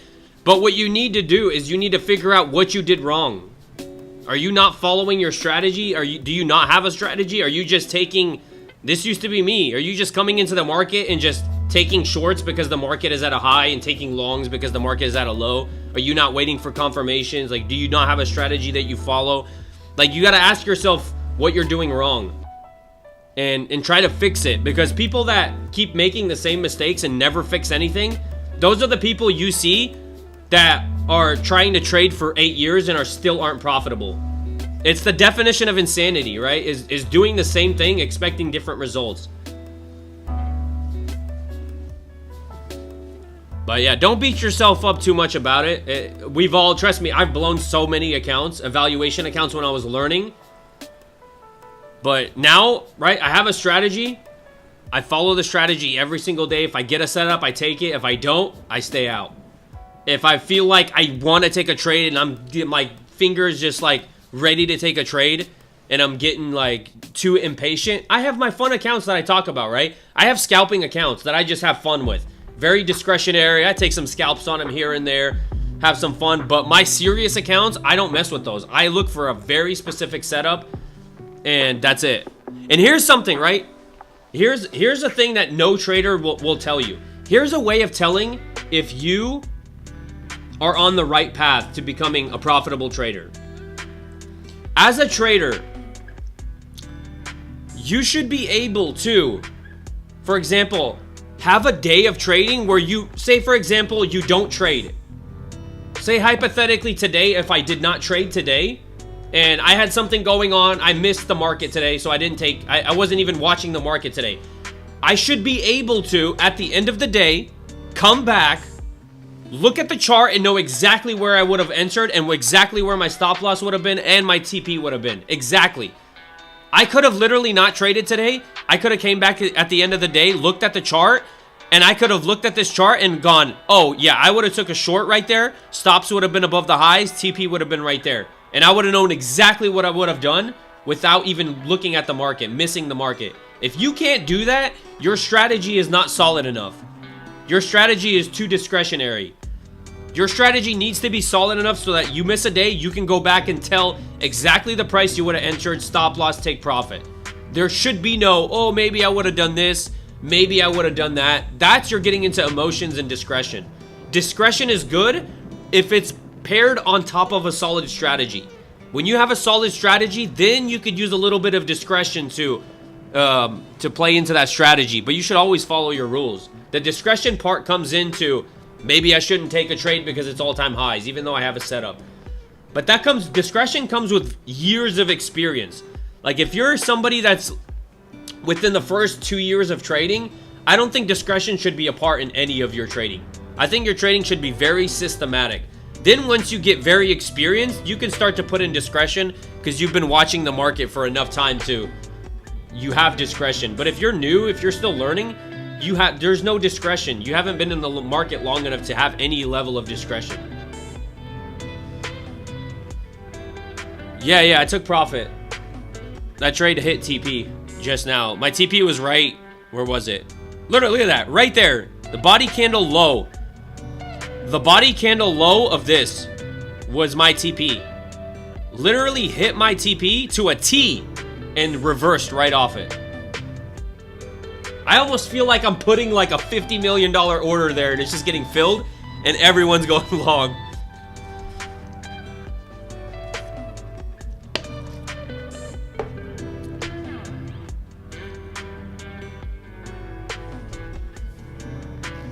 How did you develop a solid strategy? So to be honest, crazy story with how I found this strategy. This is not a strategy you see anybody teach. As far as I know, I'm not saying nobody uses this strategy. As far as I know, I've not seen one person use this strategy. So I literally came up with this strategy by, I was back testing someone else's strategy that they were using. They were using the 5-minute range too, but they were doing the opposite. They were like taking breakouts out of the 5-minute range for continuations out of the 5-minute range, which does happen. But I was backtesting a strategy and I'm sitting there like, and I'm just not getting it. I'm trying to understand how to take trades on that strategy and I'm not getting it. And I'm backtesting. Like every day I'm looking. And then I start to notice something while I'm backtesting another strategy. I'm like noticing that every time it pushes into the range, it taps a gap and then goes to like, it happens often. Happened often enough to where I started to notice it happening. I'm like, hold up. And I'm like, let me see this. And I started to backtest the whole month and I'm like, holy crap, this actually works pretty good. And ever since then, I've been just using that strategy and I've just stuck to it. It's been working very well for me. Now, how long will it continue to work? For a very long time? I don't know. I'm hoping it continues working It's been working for a while, like a long time already, but there may be market cycles where I need to adjust it just a little bit. And that's the crucial part of having data, where data comes in very crucial. Because as market begins to shift, and market can shift based with news or something else, and you need to have data in terms of, for example, losses.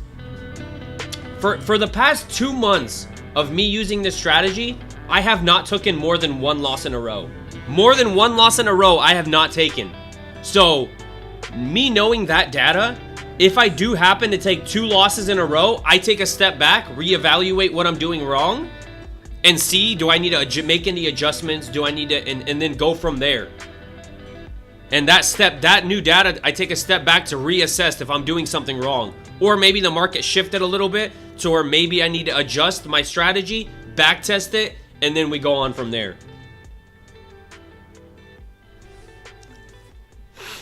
I've been trading full-time for about 3 years already. 3 years, this summertime hit 3 years of trading full-time. And this is full-time trading, meaning I don't sit here all day from 9:30 till 4 o'clock.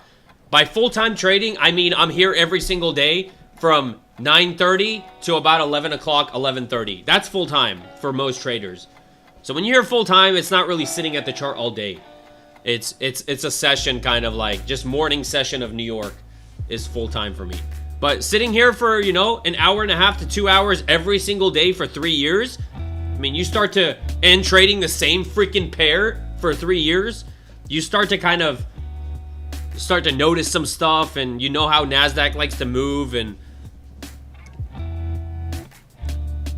where did you buy in? I went short at right here, this little box. Once price came back up, I took a short. Yes, I did go into some drawdown, but that's why it's crucial to have your stop loss at a very specific level. Because just imagine, like, my idea could have been right, but if I had my stop loss like right there, I would have got stopped out. So you need to size according to where your stop loss is, based on how much you want to risk per trade. That's how I go in. So if I want to risk $400 per trade, and I need to have my stop loss up here for the trade to be invalidated, see these little boxes on my chart? I don't know if you can see them, but these little boxes, these grids, are 10 points increments. They're set to 10-point increments so that I can quickly calculate risk. So as soon as I see this gap form, I go and I start calculating, all right? 20, 40, 60, 80, 100, 120, 130. Boom. $130 worth of risk per 1 contract. And all I have to do is multiply it by how much risk I have to take. And that's me counting every 10 points is a $20 move on 1 micro. So that's where I got 130 from. And you can calculate risk very fast with these boxes. I recommend getting these boxes. It'll help you out managing risk a lot. That's another thing nobody talks about. That this helps me out so much. I don't know, this would be so difficult without these boxes. I don't know how I would calculate risk without them. They're not called anything. Those boxes are not any kind of, so every like with a brokerage, you're able to go in.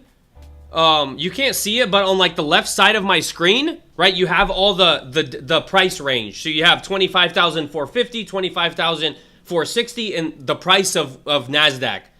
And you can actually go in to, for example, NinjaTrader, you can go in and you can set the grid lines. You can adjust grid lines on your chart. You can set the grid lines to 5 points, 10 points, 20 points. You can cancel the grid lines completely. But it's just it's a setting that you could use to give you those horizontal and vertical grid lines of 10-point increments. Because I know 10 points is $20. So all I have to do is calculate count the boxes and multiply it by how much risk.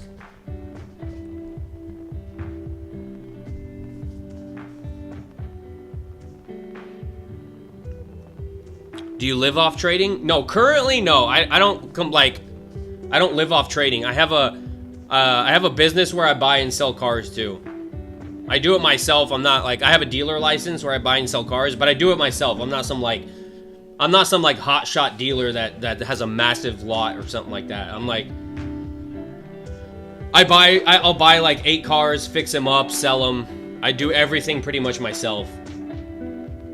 And this is like, I do this in the morning. That's literally my day. I do this in the mornings. I don't have breakfast, so I go have some lunch after this, and then I go back to work on cars, fix some cars up, get whatever I need. And I typically work all day. Here's the thing also. Having another job outside of trading, I think is very crucial. Like, I think it's important to have something outside of trading. I don't think trading should ever be your only source of income. Why do I say that? For me, for example, me in the car business, buying, fixing, selling cars, this puts me level-headed in a sense of what tends to happen in the trading space is we get so, our perception gets so freaking skewed. Because when you see TJR, right, make $150,000 in a day, you see this other influencer made $50,000 in a day, this person made $2,000, and you're sitting there and you've only made 400 bucks in one day, and you're sitting there like, I only made 400 bucks. But here's what doesn't make sense. And people, what's funny is I've seen this. If you've ever seen my scalping accounts, when I trade on my scalping accounts, I'll scalp for like 20 bucks. Right? Because I'm scalping for fun. I'm scalping like $20 moves here and there. And I'll get people that say, oh, look at him. He's excited for a $20 profit. And I'm like, are you kidding me? So people are okay for working for 20 bucks for a whole hour is completely fine, right? But if I take a profit, a $20 profit in 5 seconds, for some reason people will laugh at that. People will laugh at a $20 profit in 5 seconds, but right, 20 bucks for an hour's worth of work, that's completely fine. And people make 20 bucks an hour. It's not a horrible pay. So it's just funny how people's perception gets skewed. So when I have this car business, bro, I have to bust my ass working and fixing these cars, crawling under them, right? Getting pissed off, getting my knuckles all like, bro, I'm telling you, my knuckles are like all beat up and crap. Like that's the business. And it really puts my focus like when I take these base hits, I am completely grateful for even $400 because I understand how much I have to bust my ass to make even $1,000 profit in like any other business. You have to put in so much work to make even $1,000 and it puts me in the right perspective, in the right mindset when I come into trading and I can follow my plan and I'm grateful for what I can get, right? And I take base hits, whatever the market gives me, that's what I take. It just really keeps me level-headed and my perception not skewed of just constantly watching people make thousands of dollars every single day. Because face it, that's not reality. Most of these people posting these like crazy profits, they're all on simulated accounts. They're not on live accounts. There are some people on live accounts, but most of them are in sim. So don't let your perception get skewed. Even if you're making 300 bucks in the market consistently, that's very good. If you can come in, make 300 bucks worth an hour and a half worth of work, that is awesome. And then understand that 3,000, the difference between you making $300 and $3,000 in a day is just time, you following your strategy, you having a bigger account. Because when you have a $100,000 account and you risk $5,000 per trade, right? That's kind of like the equivalent of having a, $10,000 account risking 500 bucks a trade. So that 500 turns into 5,000 just because you're long enough in this game and you've scaled up to that level. But it takes time to get to that level.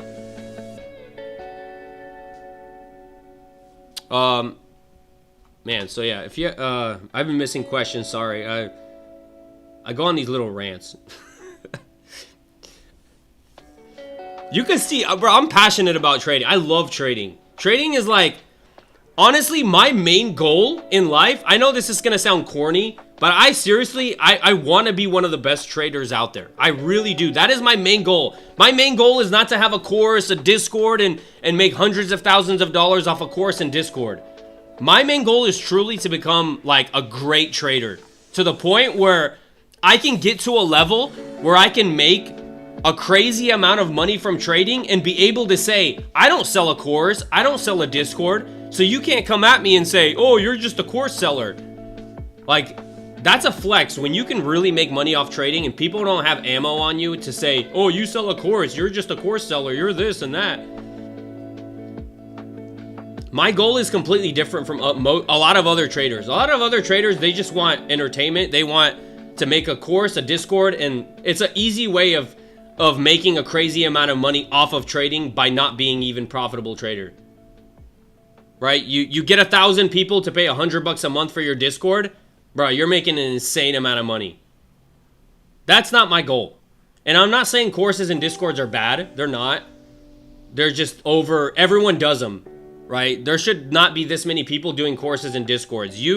In order for, in my opinion, for you to be able to start a course, you need to be trading for years upon years of profitable trading for you to even start a course or a Discord. That's just my opinion. But the fact that some people come into this trading space, they've been trading for 6 months, gotten one payout or whatever, and now they think they're some kind of profitable trader and you know, they're flexing and teaching people, selling a course and Discord. Bruh, you've been trading for 6 months. You haven't gone through all the market cycles to consider yourself even like good at trading.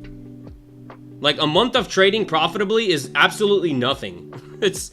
You can have a month of luck.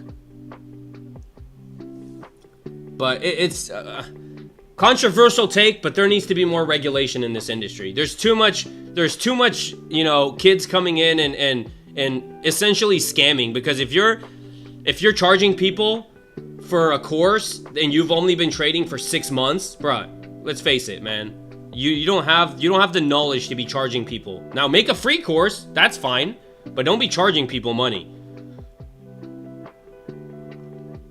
Other day, guy on TikTok doing live gold trading showing $250,000 full port. Yeah, it's like, do you really think he's trading $250,000? It's like a lot of people do it for entertainment. A lot of people, when they see let's you know, let's call it how it is. If I buy an evaluation account and I enter a trade and my P&L shows me that I'm up thousands of dollars, I'm gonna get a lot of viewers, right? I'm gonna get way more viewers because of my P&L is so big. But when your P&L is like $300, you don't get as much viewers. So people are naturally incentivized to buy an account and just go insane on that trade just to get viewership, just to get more subscribers, sell a course, Discord. That's like, they're doing it for entertainment. They're not doing it to really become profitable.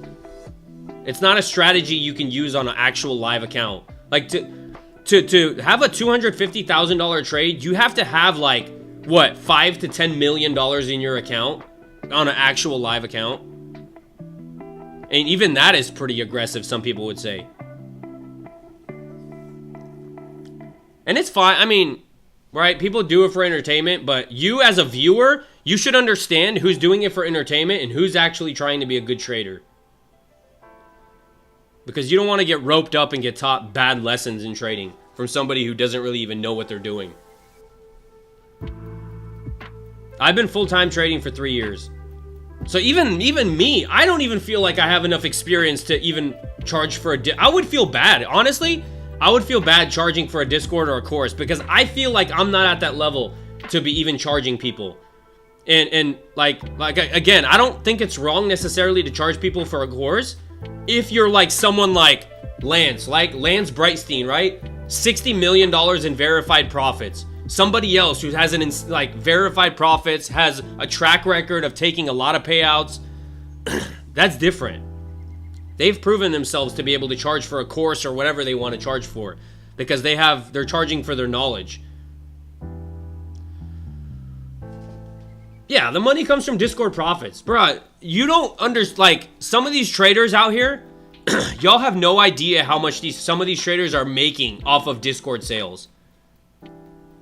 You have no idea. I'm talking hundreds of thousands of dollars a month off of Discord sales. So when you're making $100,000 a month off of Discord, do you really think you need to be profitable? You don't give a crap about being profitable. Your Discord sales are racking in $100,000 a month. He doesn't care about being profitable. He just needs to be entertaining. That's it. Did you see my question? What was your question? No, if I didn't answer, I missed it. I'm not purposely ignoring somebody. Could you get me a dark gray G37 sports sedan? I mean, I could, yeah, but the thing about how I buy cars, so I buy cars from insurance companies. So if any of you have gotten into an accident before insurance company bought your car, they put it on auction where people like me buy them and fix them up and sell them. So, I mean, yeah, there's a bunch of G37 sports sedans. The problem is like, when I buy a car, it's always a risk, right? Because I'm buying a car, like, I'll buy a car in Miami, and I have no idea. All I see this car is in pictures. So, I'm taking a risk buying this car. So, just like that business, right? I'm taking a risk. Just like trading, I'm taking a risk.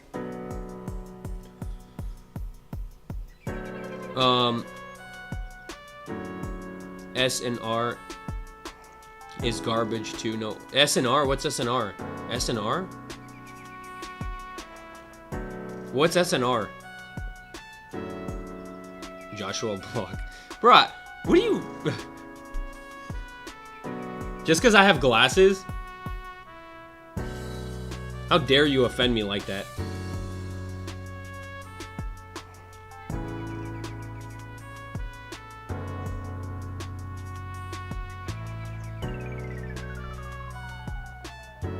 Yeah, I talk honestly. I don't, like, honestly, I don't want to BS anybody. I actually, like, like, some traders actually have a conscience. If I wouldn't be able to screw anybody. Like, I would never be able to live with myself knowing that I'm, like, screwing people in essence of charging people for something that I don't feel like I provide value for. That's why I do everything for free. I literally share... There's nothing. The only way you could support me as a live streamer, obviously, is by like following and using my I do have an affiliate link to like prop firms that people are gonna buy prop firm accounts anyways. So like, if you support me, I do appreciate it. That's like one of the only ways, and it's not like, you know, you're getting something out of it. You're getting a prop firm and you're getting a discount. So. TJR charges 5K. I mean, I don't like, see, with TJR, I don't know, like, he seems like he knows what he's doing. If he's actually, you know, if he actually seems like he actually trades with a live account and he's actually knows what he's doing. So somebody like him that's made millions of dollars off of trading, that's fine. I don't have a problem with somebody like him charging for a course. He can charge whatever he wants for it, right? If he's worth $20 million, he can charge $5,000 for a course. That's fine. Like, his time is valuable. If the dude's worth 20 million and has taken millions of dollars off of trading profits, the dude clearly knows what he's doing and he's charging based off of what his time is worth. I don't have a problem with that. But when somebody that's been trading for a year or 2 years and is charging $5,000 and has barely made any money off of trading, that's a problem.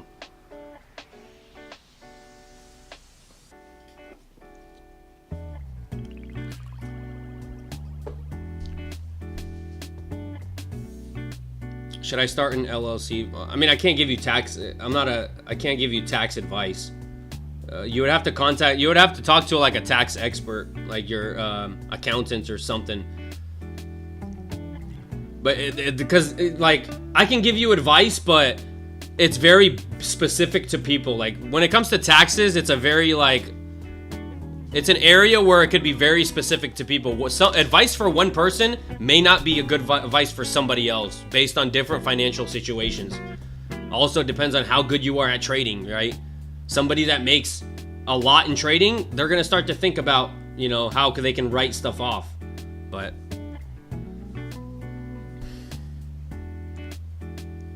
could you get me a creator? I could get one, but I can't like... I pretty much buy what I can get for a good deal. I can't like necessarily guarantee that I can buy one. I don't buy cars just to buy cars. I buy cars if they're a good deal and I can make money on them. That's how I buy them. So if I do happen to come across a G37 and I can get it for a good deal, I'll buy it. But other than that, like, I can't buy one just to buy one to sell it to someone. I would look on Facebook. Look on Facebook, and I'm sure there's like a bunch on Facebook that you can find that are, I don't think they're too expensive either.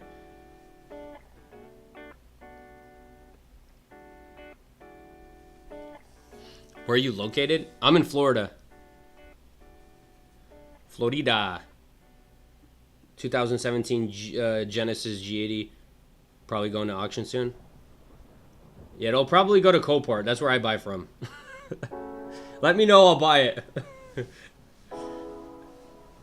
As long as it's not damaged crazy. I don't buy crazy damages. I buy like light damages, you know, replacing a radiator, some fender, bumper, hood.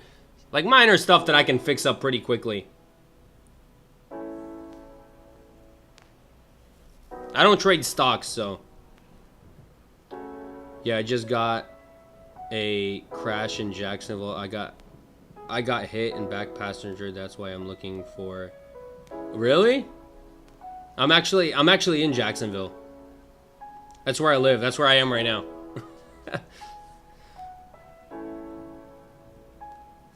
Yeah, Florida has bad drivers, bro. Florida has horrible drivers.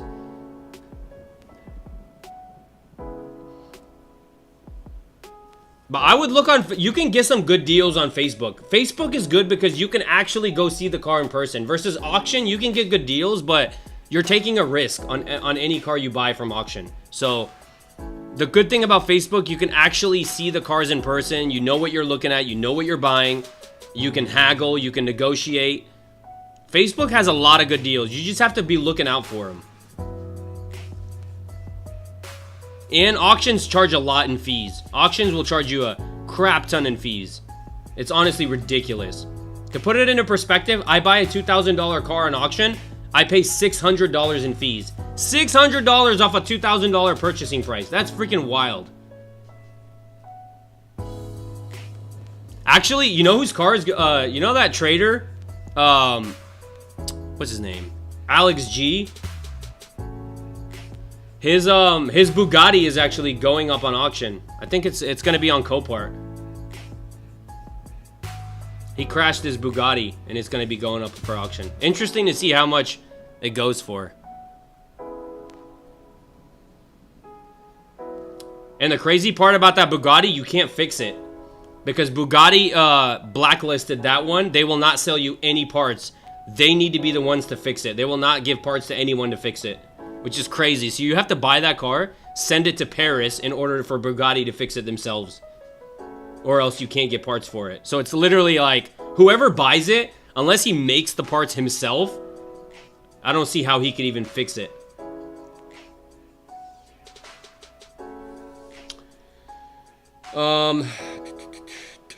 How much profit you need to request a payout on $25,000 pro profit account? So typically the way the buffer zone works is so I don't know how deep into the buffer zone, like how deep into your buffer you can go. I haven't looked into Take Profit Trader. Apex does allow you to go into the buffer like 500 bucks for a payout. So when you're in a funded account, typically the way it works, and you can look at the rules, you should be able to find the rules online, but you have the buffer zone is usually your drawdown plus 100 bucks is your buffer zone. So anything over that, you can request a payout. So you would, depending on how much accounts you have, 25,000 is very broad because, like, do you mean 25,000 on one account or do you mean 25,000 across, you know, 20 accounts, right? If you have 20 accounts, you can easily get a $25,000 payout just by making, you know, whatever per account. So, but it's usually above the buffer zone you have, then you can request a payout.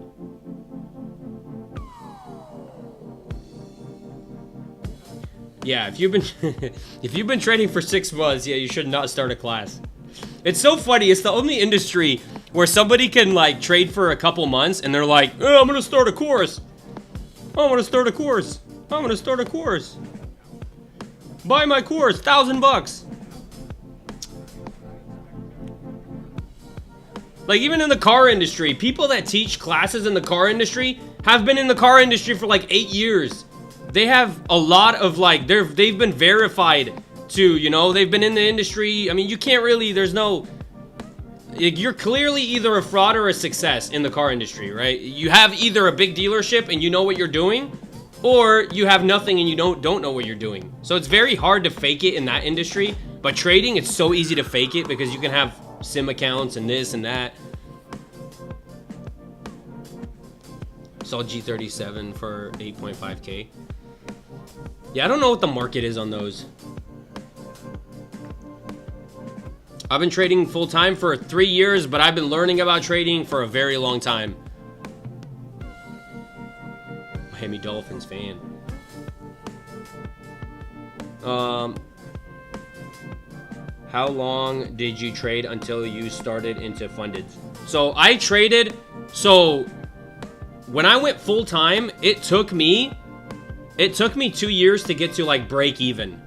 It took me about 2 years to get to losing all the time. And this is full-time. When I say full-time, this is me on the charts every single day. 2 years for me just to get to the break-even stage. And then after the break-even stage, I got my strategy. Then I started to follow my strategy, and then you kind of slowly become profitable and working your way up. When do you plan on selling? I've already sold a long time ago. I'm out of this trade. Bruh, look at this.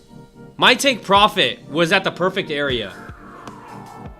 My TP was at these lows right here. Body candle lows. Right where this line is. Where my cursor is. That was my take profit level. Look at that. It literally bounced exactly off my TP and ripped all the way back up to the upside. And if I wouldn't have taken profit there, actually still would be in the trade, but crazy like accurate take profit level. That's why you don't get greedy. Imagine if I was greedy and wanted more out of this trade and I wouldn't have taken profit, I would be all the way back into drawdown again. What time is it? Holy crap, it's 11:30. I gotta go. I didn't even realize it was this late. I think I'm ready to start my own course. Bro, I think there needs to be some regulation. Honestly, I wouldn't be mad at some regulation. Like, shouldn't there be a regulation? You gotta have at least like, I don't know. I think you have to have at least like $1 million maybe. I don't know, in profits to start a course. To where there's not a lot of people selling courses. I think $1 million profit, like, to start a course is a good level. Like, if you've made over $1 million in trading profit, I think you've earned the right to start a course. I think so. Because even if it's, like, funded accounts. I mean, if you've taken $1 million in payouts, you've earned the right to start a course. So, in my opinion, I think that $1 million mark is a good level that if you hit, by all means, start a course, no hate.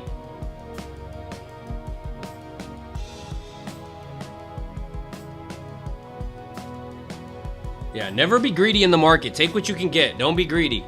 Take where the market, you know, I take base hits. Depending on your strategy, I take base hits. I'm not greedy. We're here for the long-term game. There's always another, you know, there's always another trade coming. I've gotten greedy and have gotten wrecked.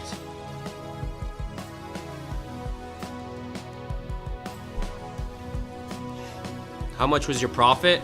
About 2,200, but that's because it's like $320 across 7 accounts. So it's like a $2,300 a day. So I'm up on the week. I'm up on the week. So technically I'm up about 2,300 on the week. And this is why it's like patience. Full transparency, I did have a losing trade this week. I had a losing trade. I made it back. Now I'm up on the week again. So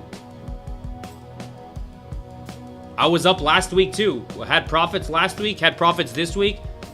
And slow but steady. Yeah, my account may not be growing like insanely fast, but it is growing. My bell curve is like, it's very slowly, but it's going up. I don't need my curve to be shooting my my equity curve to be like straight up. I need it to be just gradually going up. That's it. Because like, the more profit you make, well, these funded accounts are different than live accounts, but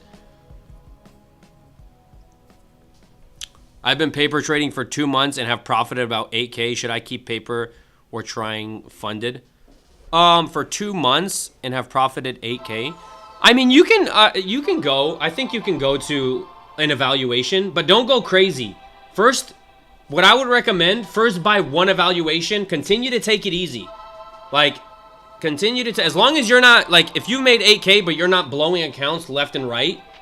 Like, if you had one account where you lasted 2 months and you were disciplined, you took losses, you managed your risk correctly, and you made 8K at the end of 2 months, like, I think you can go to an evaluation account and just trade it the same way. Like, allow yourself for some losers. Make sure you don't, like, just get one account and try to scale, get funded, try to take a payout. Once you can take a payout on one account, you can take that money and then buy more accounts with it. And then eventually you can start scaling up accounts. But yeah, if you do try an evaluation, just buy one account and just try to get it funded, try to get a payout.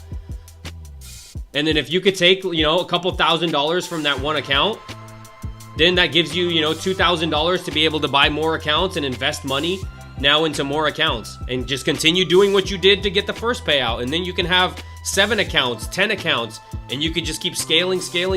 And then you're at a level where, you could be taking, 2 trades a week and still be profiting like over 20 grand a month.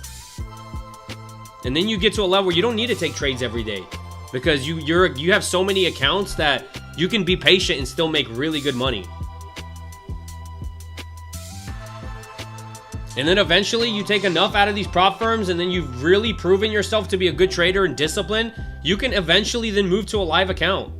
Then you kind of earn the right to move to a live account and then scale your own live account. And that's the progression. Like,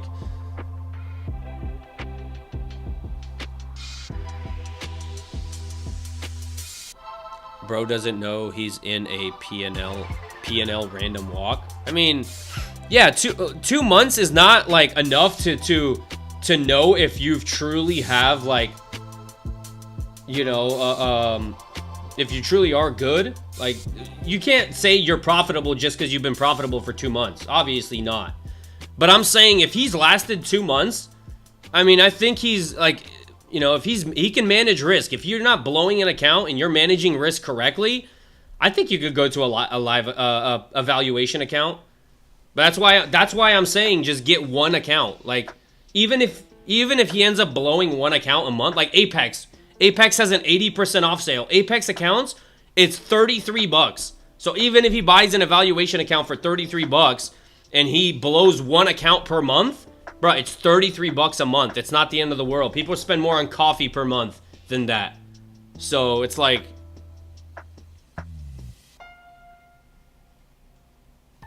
as long as the main thing is where you can really ruin yourself on these evaluation accounts is if you keep blowing them left and right. Because $33 does start to add up if you're blowing an account every single day. Then it's like $1,000 a month you're spending on accounts. You don't want to be in that spot. Trading is a long-term game. It's not.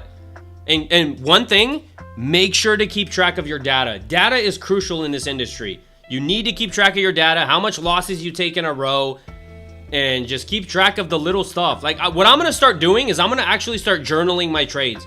Obviously, my journal is like my live stream, so I live stream, so I journal that way. But I'm going to actually physically start to write down every single day of the week. Like today, I'm going to journal. All right, today made, whatever, $2,200. I took a short entry off of all-time highs. Trade ended up working out. Boom. So that when I look back on it, I can go, all right, I took a short. I had a setup at all-time highs. I took it. This actually worked out. Next time, if I do the same setup at all-time highs and it doesn't work, I'll be able to see. And I keep track of my data. I can highlight how many red days I have, how many green days I have in this. You can even get TradeZella. TradeZella is not expensive. It's a trading journal. It's like $30 a month, and it journals all your trades, keeps track of your P&L, everything. Maybe I'll just get that. So we'll see. I don't really need it because I live stream. I could literally write it down in a notebook and it'll be fine. But I think a notebook would be cool because then, like, 6 years down the road, I can have that notebook and I can look back.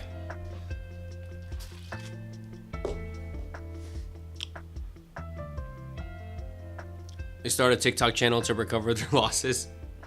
You don't really make money off of TikTok unless they sell a course or a Discord. Like, TikTok does not pay me at all to do live streaming. I don't get paid any money from live stream. Only money I make from live streaming, like from live streaming directly, is if people use my affiliate code. That's it. And it's, trust me, it's not like anything crazy. It's just like, I appreciate the people that do support me, because I'm giving you, like, I don't charge you for a course or Discord or anything. So if you do support me using my code, I do appreciate it. It does help, like, it helps me. But I generally just like live stream. It does help me too. When I talk through my trades like this, when I'm sitting there talking through my trade, it really helps me.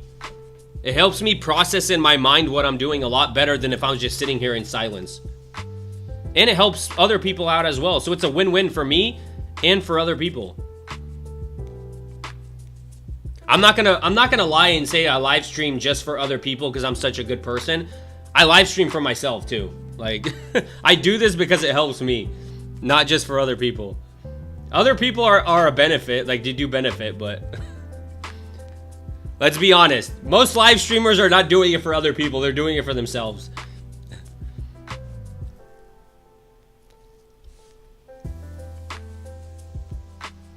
What's your best day? To be honest, I've been pretty like keeping track of my P&L, other than I see my account growing, but I don't remember honestly what my best day is, what my best day was. That's why I need to really start, like, I need to physically write down my days. I haven't been doing that because I have, you know, I live stream so I can always go back if I need to. But to be able to have like an actual journal and to be able to go back and see, oh, this was my best day of the year so far. I can't do that. No, this is not my main income. It's I buy and sell cars too.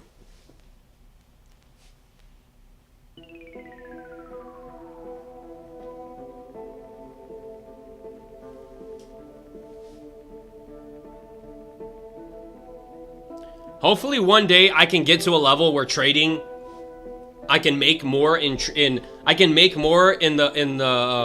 you know, trading space than I do from cars. Hopefully I can get to that level. I'm still always gonna do cars. The only thing that would change when I get to that level where I'm actually making crazy money in trading, and I'll just buy crazier cars. I'll buy cars that I actually like instead of buying cars just to sell. But I will always buy and sell cars, like fix cars for fun. My plan, hopefully I can get, my plan is to get a $20,000 payout by December. If I can get a 20K payout by December, I'm going to take $5,000 of that and I'm going to fund a live account. So that my plan is January 1st. My plan is to start a $5,000 account in January and see how far I can take that $5,000 account. I really think I can grow that account to something like, you know, I want to be growing my own live account too. I'm at the point where I don't want to just trade prop firms. I really want to have my own live account and be growing it. I think I'm good enough at trading to have a live account. Live account with who? My own. I'm saying, like, open up an actual live account with Ninja Trader and fund it with $5,000 and grow it.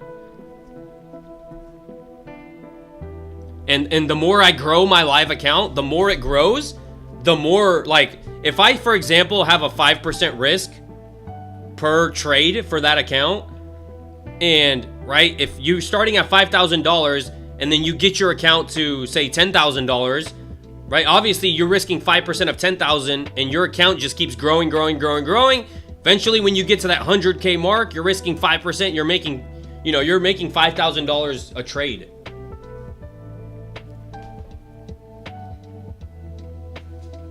I just don't want to keep only trading prop firms. I actually want to have my own live account and grow it for myself, to be able to, you know, just grow that. And my goal is to not take money.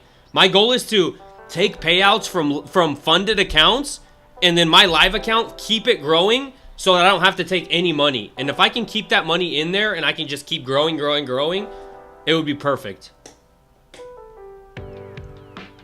It would be such a flex if I can take that 5K account to $100,000. I honestly think I have the skill to do it. I really do. I'm not just saying that. I really think I have the skill to take a 5K account to 100K. As long as the market kind of doesn't shift drastically to a point where like anything could happen, right? So I'm not saying it's like it's definitely not gonna be easy.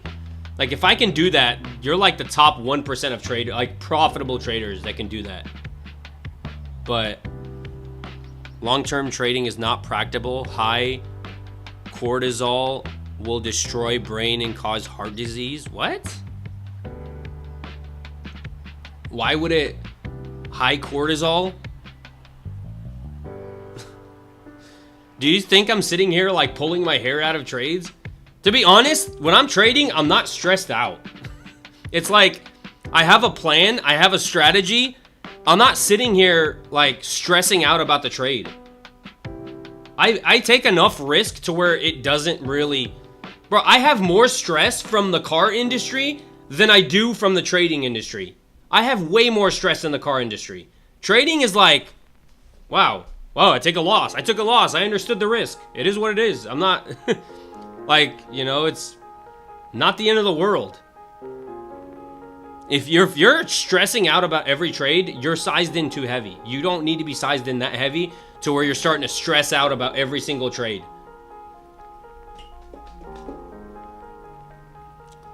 What is the minimum account you need for your own account? So in terms of a live account, what they have is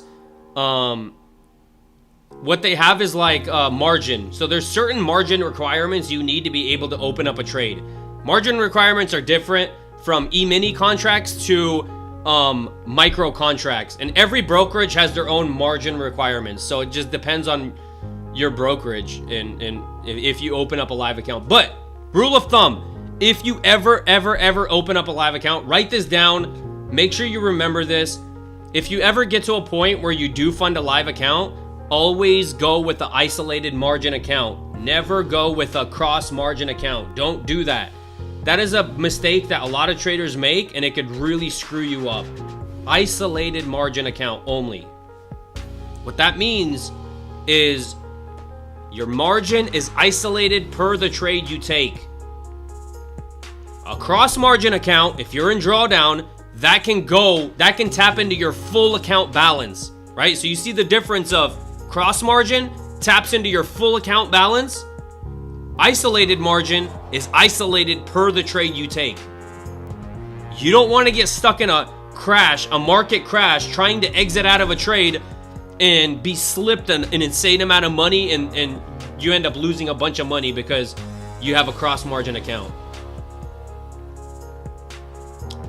Just something that you'll probably won't hear any trader ever talk about.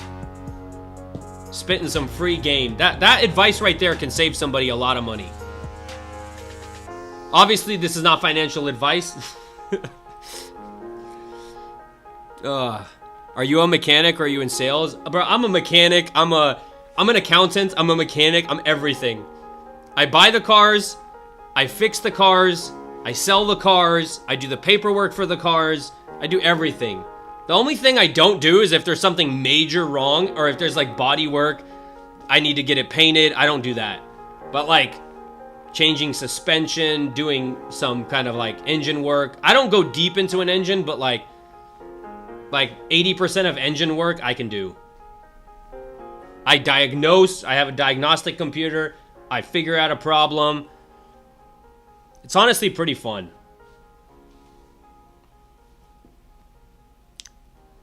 Bro, I've bought in flooded cars. I bought in cars that had water damage and that I've fixed and sold. Now, obviously, I disclosed that the car did have water damage. I disclosed that. It's priced accordingly. I'm not selling cars and people don't know that they had water damage. I fully disclosed that. They typically sell very fast because I price them so cheap. And I've never had an issue so far with somebody come back and like, oh, you sold me. Never had a problem. Is trading stocks different from trading Forex? it's a different market. So I mean, yeah, it is different. The spreads are different, and some like forex spreads are different than stock spreads. I've never traded forex. That's the one thing I have not traded is forex. I've traded crypto. I've made money with crypto. I don't trade crypto anymore. I just stick to NASDAQ.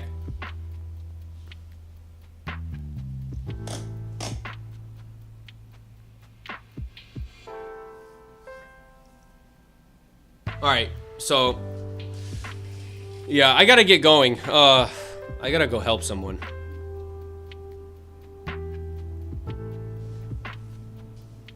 Good money fixing and selling cars, I bet. It's a double-edged sword, just like trading. Actually, buying and selling cars is very similar to trading. Very similar. It's like every car I sell, I take a risk. It's a gamble. At the end of the day, I have no idea what the car, for all I know, I could buy a car with a bad engine. But here's the thing, I buy the cars according so that if worst case scenario, I do need to replace an engine, I have some wiggle room. Same thing with trading. I go into the trade because I understand the risk and I'm willing to take that risk. People be surprised. The trading industry is very similar to other businesses that people start. Any business, you take risks. But yeah, the car industry is way more stressful for me than the trading industry. Dealing with cars and selling cars and fixing cars and diagnosing cars and doing all this, I get way more stress in that industry than the trading industry. I come into trading, that's why you'll see me get emotional, but it's like, at the end of the day, bro, it is like, this is nothing compared to the car industry. But you can make some good money. Yeah, you can make some good money. Do I make a crazy amount of money? I don't make a crazy amount of money. I'm trying to scale my business, so I can, but yeah, it's good money. It's a hit miss. Sometimes you can make, $1,500 and you spend an hour on a car, and sometimes you spend a lot more. I sometimes even lose money on a car, right? I've lost money on cars before. I've broken even on cars before. It's same thing. You're not gonna profit on every single car. It's very similar to trading. But yeah, you can make good money. You can make, but it's a tough industry. It's by no means an easy industry. It's a lot of work,